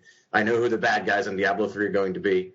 It's just, that game is pretty much a foregone conclusion. I know I'm going to love it, and it's just a matter of how much. And tied with that for first is Mass Effect 3, because the fact that we started this series like a couple of years ago and we're making decisions then that are only now going to come to a head is it's sort of like what would have happened if there had been a Baldur's Gate 3. I mean, your decisions carry over in an even more meaningful way in Mass Effect than they did in Baldur's Gate, and that game looks like it's just going to be stellar. Yeah, so it looks pretty sweet. What's your runner-up? Oh no, I forgot. Oh boy, Steven. Well, whatever. It's Xenoblade, because we couldn't talk about it. No, I know, like that. That doesn't count. No, it's all right. We won't worry about it. I already said 2. If I remember it, I'll bring it up. All right, predictions. Predictions. Oh, by the way, we got a lot of predictions wrong last year. Yeah. Oh boy. Close to right. We got some right. My first prediction is that at some point this year, someone's going to realize at Sony that it's a great idea to put PS2 classics on the Vita. Oh, I hope so. And that's going to be. I hope beyond hope that they are smart enough to do that. Now, wait. Just one quick question: does the Vita have 2 shoulder buttons? It has a back touch screen. Okay, so you could use back touch, I guess, to stand in as L2 and R2. Yeah. The PSP has PS1 backward compatibility, and it works fine. You can map like the analog stick to it or whatever. It's not completely beyond doing. Like, it won't be great for some games, but for others it will be completely functional. Okay. Yeah, like for the games I want to play, which would be the Shadow Hearts and Digital Devil Saga, which will probably never get a classics release anyway, it would be just completely awesome. I don't know. Look at the games that came out as PS2 classics, Odin Sphere and Grim Grimoire. That's true. We had more obscure PS2 titles come out on the PS3, PS2 classics. That's very true. So that could be good news. I think we will see that. I don't know how soon we'll see it. I don't know what we'll see on it. We'll probably see, Ridge Racer or something. But that's my major prediction, and I hope that we see that. I also predict that nobody will be surprised that Diablo 2 sells a ton. And Diablo 2? Diablo 3. And nobody will be surprised when they announce the console port halfway through the year. All right. I can see that happening. All right, who's next? Who wants to step up to the plate now? I guess, it's me or you, Rob. Well, I think it's... I didn't get to talk about any games. Rob was just fine, John. Fine, Mr. Grand Lord of the Universe is going to fire his diamond 2 times over. Go ahead. Bizarro! Can go, but Bizarro. I go too. All right, Zach, you go, and then I'll give it to John, the little ramp. Okie dokie. For games... it's tough because you have the obvious picks like Diablo and Mass Effect. I'm interested to see what they do with the South Park game. Oh yeah, that does supposed to be 2012. We don't really know too much about it besides it's supposed to be Paper Mario but South Park. Oh, they announced the last class. It's the Jew. Yeah, Jesus God. And I'm a Jew, so I might do that. And apparently the game will react to you differently if you're a Jew. Like Cartman will be more inclined to like make fun of you, and that just sounds so weird. I am incredibly happy to see how that turns out. I guess happy is not the word that I wanted there, but that's what I said. So, you know what? Obsidian's a great developer. They have lots of great stuff, and the fact that Stone and Parker have like direct hands-on with this, I think that it could be amazing. Yeah, I really agree. I'm very excited to see that. Good call, Zach. I'm really looking forward to that. And I mean, as we've talked about a bunch, Amalur looks really good.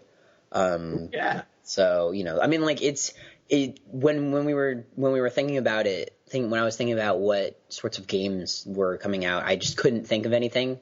Just really nothing stood out to me. But then the more I think about it, there's a lot of. It seems like next year might be a better year for like quality over quantity. So I'm looking forward to that. Predictions. I'm gonna bring one back. I want Persona 5. I want it. I think you have a better chance. So wrong. Year. I think you have a better so chance wrong next this year, and I really wanted to be right. But so hopefully Persona 5 will come out. Also, let's see, Versus 13. It's a thing. That? It's still a thing. That's my prediction. You think it's actually a thing? I think it's still a thing. I mean, like they had gameplay. It was like Kingdom Hearts, but you know what's going to happen with Versus 13 is the guys from Platinum are going to show up at an event and make an awful trailer for it. No, they're going to make up a word to call it Revengeance or something like that. That's not like something Square Enix would allow to happen too. Do you think they're going to retitle it? I hope so. I have no idea. I think that's an awful title. Probably not. Wait. Retitle Metal Gear Rising? No, Versus 13. Versus 13, because they retitle Final Fantasy Agito 13. Oh, yeah, they're going to retitle it. They're going to retitle it. I hope they do. But we'll see. You know, I don't know. I don't have a legitimate prediction about that, but I kind of want to hear about it. Persona 5, I think that we'll see something, going back to last year's prediction, actually, either Persona 5 or Shin Megami Tensei 4, you know, like numbered title or something Shin Megami Tensei. But I would like to hear about Final Fantasy Versus 13 because that looked interesting. When they had their gameplay trailer, what was it? Was it this past almost a year ago. TGS, or was it over a year ago? When it looked like Kingdom Hearts, but slightly more. I think boring. I think Versus 13. If you don't see anything about it by TGS, it's done. I mean, that's like you got like a 9-month window there, so I really I hope that you would see. So, like, I agree. If they don't show it until after TGS or at TGS, that is. This was a game that was one of the launch announcement titles for the PlayStation 3. Really? Yeah. It was one of the they showed it alongside Final Fantasy 13. Yeah. Okay. This game has been a long time coming. I don't know. And you know what makes me dread that too is that you hear all that story about how 13 was kind of like a long time coming and like nobody could decide on what they wanted it to be, and that's why it ended up being, you know, the game that it was instead of the game that people thought it might have been. And I'm sort of worried that the same thing is just happening with this. So Versus 13-2 will be good, hopefully. Hopefully. Arc. Oh, also Dragon's Dogma looks good. It looks interesting. There's no multiplayer in that game, there right? Isn't? No, I thought there was. I thought it was 3-player multiplayer. If it's 3-player, it's Capcom Dark Souls. It looks like Capcom makes Dark Souls plus Monster Hunter. Yeah. So I mean, like that's an interesting. I don't know. But if we do, that looks interesting. It looks interesting. I'll agree with that. I like how everybody thought it was a new Dragon. Dragon Quest? No, everybody thought it was a new Breath of Fire game. Oh yeah. Everybody, I almost called it Dragon Quarter, thinking, you know. Well, Dragon Quarter is one of the. Yeah, I know. I got screwed up with the naming convention. So that was a cool game too. All right, those are pretty good predictions. Anything else you want to throw out there? Fallout 4, just for fun. Actually, I think we will see that. That's a good call. Because I mean, it will have been 2 years since Vegas. Fallout 4 would be in-house at Softworks, so it would be 2013. Well, maybe we'll see it. I don't know. Wait, I think we'll see a lot of Skyrim DLC. Because they did, right, okay, yeah. We'll see a lot of Skyrim DLC this year. Horse armor! I disagree with that. They said they were going to do expansions. They said they didn't want to do small DLC. Oh, yeah. I don't know. Maybe they'll do like... Wait. I have something to say just real quick, which is I love when people make self-deprecating jokes in this industry. The Pete Hines, he's the head PR guy. He's VP of sales and marketing, I think, at Bethesda. He was tweeting when Skyrim first came out, and he said, "My horse just died. If only you could have purchased some armor to have presented." That was funny. I liked that. All right, John, are you ready for what are your big games of next year, and what are your predictions? All right, Amalur, which I've talked at length about. I don't need to talk more at that. I'm actually really looking forward to Grand Knight's History, which it's really odd to say that I'm looking forward to a PSP game coming out after the Vita has launched. Is that the one with the large things? No, that's Dragon's Crown. Oh, okay, cool. It's the offline online game. Same developer, though. It's Vanillaware. Right. But no, Dragon's Crown is the Vita one, which I'm also looking forward to, though now that Bettenhausen's not at Ignition, I hope that goes on track for localization. But no, Grand Knight's History is a traditional RPG from Vanillaware. It's coming out for the PSP. Honestly, I can't say that I know a whole lot about it, but I like Vanillaware and I like traditional RPGs, so I'm going to say that I'm looking forward to it. John, isn't that the one where like they say it's like an online game, but it's also offline? Like there are other players in the world, like training knights or whatever, and like I wish I could tell you. I've kind of gotten into this habit where until it's like 2 months before a game comes out, I try and keep myself in the dark if I'm not writing about it. Fair enough. Because I don't want to know unless I have to know. Because I don't know, it gets tough when for a long time I was like 4 months ahead of the curve where the games people were just getting excited for were games that I was getting hands-on with. Yeah, and that kind of screws up your perception about what's going on and what people are going to be excited about. Yeah, so I if I'm not writing about something, I try not to get a whole great deal of information about it. And that's a big shift for me because I used to consume every single piece of information I could about any game. But I was also doing news for the website. So I'm not doing news anymore. I don't have to read every single article. That's Zach's job now. Don't you know it? So I can't tell you big details about it, but I know that I'm excited for it because it's a traditional RPG from Vanillaware being localized by Xseed. Yeah, those all sound like good things. So predictions. I had one and then I forgot it. Well, isn't that a kick in the pants? I really did have one, and then we went off on a tangent. And do you want me to go, and then you can think about it? Yeah, I'm going to think about this. I had something. Okay, all right. So what am I looking forward to next year? Well, obviously, Steven has already said it. Diablo 3 is right at the top of my list. I'm going to surprise some people right now. The game that I am most excited for next year is Xenoblade. I am most excited to play this game from what everybody's talked about. I kind of expected everyone to guffaw right there and just be like, what? Well, it's not surprising. Xenoblade is awesome. Well, yeah, it's just it didn't get a reaction. But I'm excited to play it because people are saying that it pushes the JRPG forward, and I know that a lot of our listeners say that we don't really cover JRPGs enough, and that I in particular hate JRPGs. And you know, I'm sorry for that perception. And I think there may be a layer of truth in that when it comes to me personally and what I'm looking for in a game. But, Xenoblade, if it pushes that type of game forward, I'm very excited to play it. When does it come out? April. I got to cut Rob off because I remember what my prediction was. Okay, fine. Steal my thought.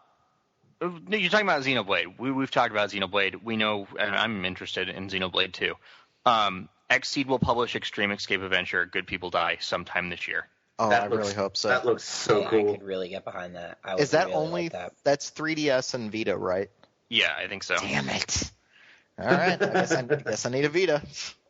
Corpse Party is pretty sweet, actually. I heard it was scary. You know what? I don't know if we need to review that or not. I hear that it's a visual novel, but I'm not sure. I think if we cover To the Moon, we should be covering that. They're practically the same exact style of gameplay. All right. Well, someone get on that. Not me. Predictions for next year. I predict, and this goes back to what we kind of started off the show with, I predict we will hear about Dragon Age 3 next year, and it's going to be a return to Origins. It's going to go back in that direction. I think that the fan outcry over 2 was loud enough, and I think BioWare heard it. I think they kind of realized that maybe the idea of annualizing a series like Dragon Age that took quite a long time to make. You know, the first Dragon Age Origins, I mean, we saw those original screenshots. Good Lord, that game was in development for a long time. I think it's going to go backwards rather than forwards. No. Not in a bad way, but in terms of, like, going back to what made Origins special while maintaining, like, the combat system from 2. We had a big argument about this while we were doing our warm-up. And I disagree, and I think Zach disagreed too. I don't think Steven was here yet. Yeah, I mean, you guys are good to disagree with me. I just that's what I personally think. I think it's going to have more in common with Origins than it will with 2. Maybe that's wishful thinking on my part. I hope so. I really, like I said, I think I said it earlier in the show. I really don't think we're going to see that. I think we're going to see a Mass Effect style compromise between 1 and 2. I don't think we're ever going to see one that looks, like a Baldur's Gate game again. Maybe they'll throw that camera in there to please the PC crowd again, but I'm pretty sure that the stylized crazy stuff happens with each button is going to stay. I'm still, I think it's going. If it's a compromise, then that's better than what we got with 2. So I would still take that. Like, I want to see the character interactions and the world interactions that made Origins so great. And I want to have a little bit more control over my character. Like, I loved playing the game as a dwarf. I loved playing the game as a human. I loved playing it as an elf. Hey, you know what? I'm calling it now. Dragon Age 3 is going to be an Xbox exclusive, and it's going to be a Kinect game. Oh, my God. And you can wave your hands around to cast Hawk spells as it puts you on rails through Kirkwall. Ooh, we should all get excited for Fable: The Journey. Ooh. I think that was what Steven was just making fun of. Yeah. That's what I heard. Yeah. Yeah. Another prediction. I don't know. Like, I don't think there's going to be. I kind of talked about Versus 13 a little bit, but I could throw something out there. Like, I really hope we hear about Witcher 3 next year, but I think it's too soon. But I would really like to. I think I remember my third game. Okay, you go. Witcher 2 on Xbox 360. Phantom Dust 2. No, it's 13-2. Dude, Phantom Dust 2 would be awesome. Thank you. Someone that's actually played that. Good Lord. Dude, Phantom Dust is the best game Steven, on we're losing you. We're losing you, Steven. Hello? Your connection is being spotty. How about now? Better. Okay, cool. Phantom Dust is the best game on the original Xbox, period. I never played that. I never played it either. I'm not even familiar with it. Isn't it from Software?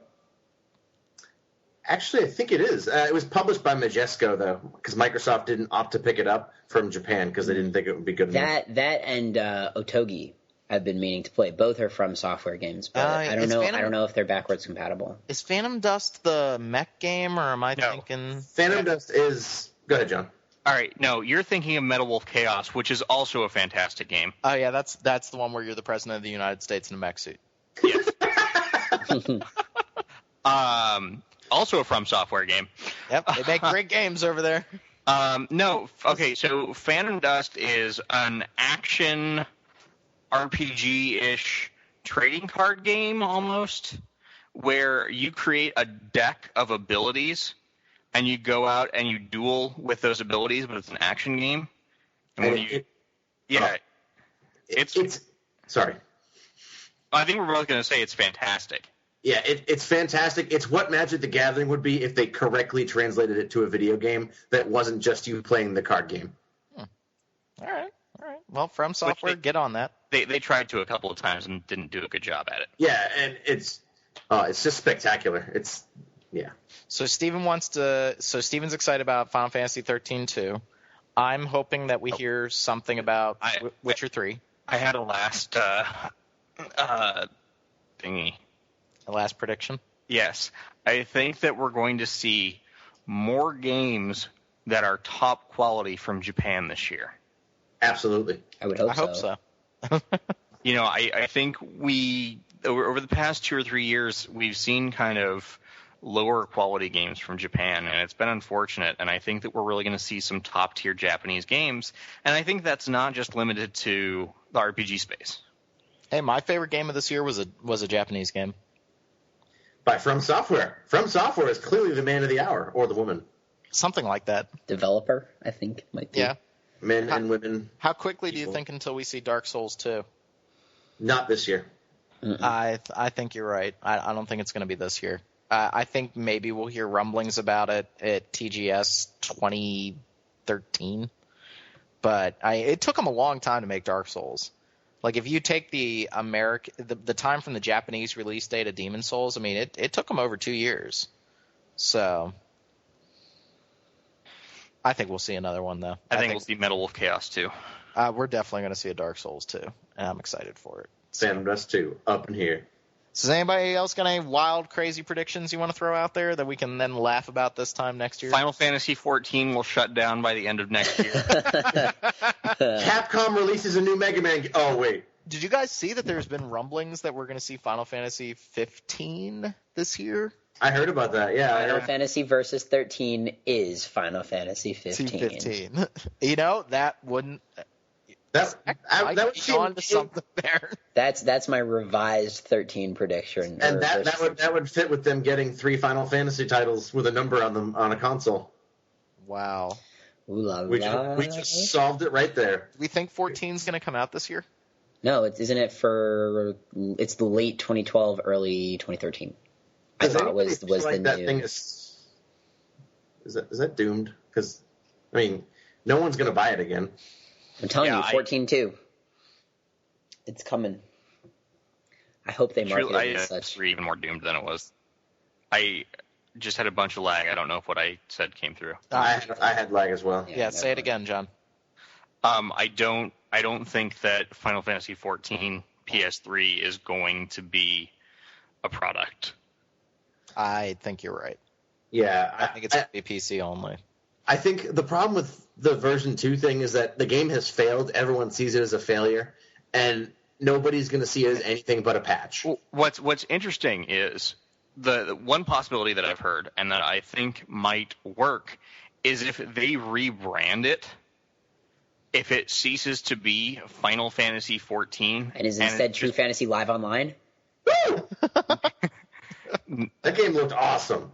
But even if they just rebrand it as Final Fantasy Online, yeah, that would be smart. I would agree with that. I'd agree with that. Can we get a PH on the fantasy?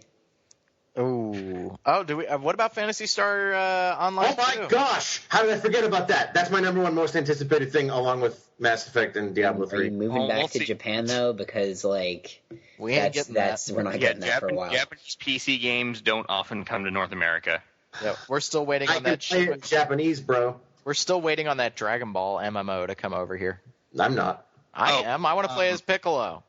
Prediction: there will be a dub or sub or whatever of that awesome-looking Phoenix Wright movie. Oh, please, God! Please, God! Is it live action? Yeah.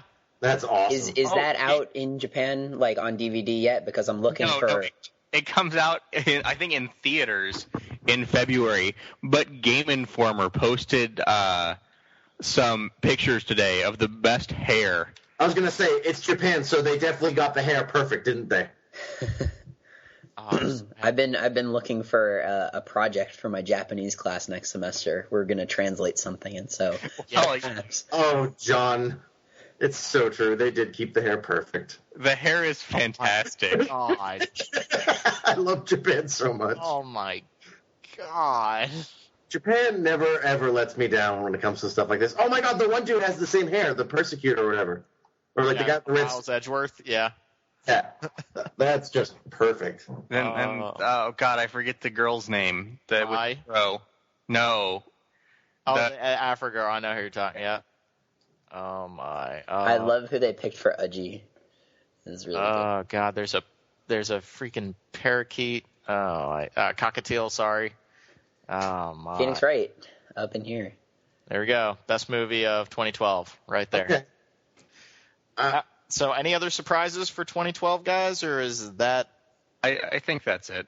I think it's going to be kind of not a slow year, but I think it's kind of a year of like, who's going to fire the first shot at the new console war. So there's going to be like a lot of tension and unease and kind of like, are they going to do it? Are they not going to do it? It's definitely a transition year. I mean, between the consoles and the IPs and Vita and that, it gets war with the 3DS. It's not a bad analogy. But, I mean, I'm looking forward to it. I'm looking forward to a more metered year with more deliberate pacing, to use one of my favorite terms. I hope we continue to see releases over the course of the whole year. That's one thing that I think that the gaming industry is really starting to get right. Like, this time last year I was getting excited for Dead Space 2. Now I'm getting excited for Reckoning, for Darkness 2. Like, I like this progression, and I like having releases over the course of the whole year. And I think the industry is really getting better for that. I think letting titles breathe a little bit, that's really good for the industry. Like, when do we think we're going to get Grand Theft Auto 5? Don't care. I don't really care either. I'm sorry, that sounded mean. Not this year, I don't think. You know what? I was on Zavvi looking up Tingle's Tingle's Abomination. And they had Max Payne 3 as the sight skin ad. And right, that's March. I'm like, I really don't care about Max Payne 3. But Max Payne 2 is really good. Yeah, but this is like, I don't really feel like it's going to be anything like that. Shooters are totally different now. Yeah. I feel like it's just going to be a Call of Duty in third person. I hope not. The trailers that I've seen, it looks good. I think what I'm trying to get at is I'm not talking about the quality of the game. I'm thinking that the games that are published by Rockstar seem to all kind of mash together now. I still think Red Dead was so amazing for me. Like, as a player, I loved Red Dead, and even though it wasn't my cup of tea, I think LA Noire was really interesting for the game industry. I think Rockstar's kind of been daring lately, and I'll agree. I think Max Payne 3 is a little safe. I think it's going to be fun, and I think I'm going to like it, but it's not going to turn any heads. And then that trailer for Grand Theft Auto 5, I was just kind of like, all right, more babysitting, hooray! Another urban-based crime thriller with good graphics, and it doesn't have any of the silliness that I miss. That's because it's Saints Row the Third. Yeah. Yeah, I should pick that up. But I can see what John's saying. I think that Rockstar, they did a really good job of branching out, and now it feels like they're getting back to the comfort food stuff. And I would rather see more craziness. I would like to see Red Dead Redemption 2 announced this year. I'd really, really like to see that. You mean Red Dead Revengeance? Oh, God. Go back to Japan, Steven. Yeah, 2012, looking like a good year of gaming. I think we're all officially tired here. And it's coming up on 1 a.m. Eastern Standard Time. I think we've all had enough podcasting. So, all right. Anybody else with final words? No. No. Okay, apparently we're stopping. So thank you, everybody, for listening to this extra long edition of the podcast. We have lots of things lined up for you. I know. I'm going to start playing Shadow Hearts again. I know. Trust me, I'm going to do it. Lots of games to talk about in the first part of the year. We're all getting ready for Reckoning, and then we got that little Mass Effect 3 coming out. So you're going to be seeing a lot of us with Random Encounter. Make sure to keep on the message boards. I'd kind of like to do like a message board podcast at some point where you guys kind of ask us questions, maybe get the discussion going a little bit. So, be on the lookout for that. Make sure to subscribe to us on iTunes and rate us. We'd love to see ratings.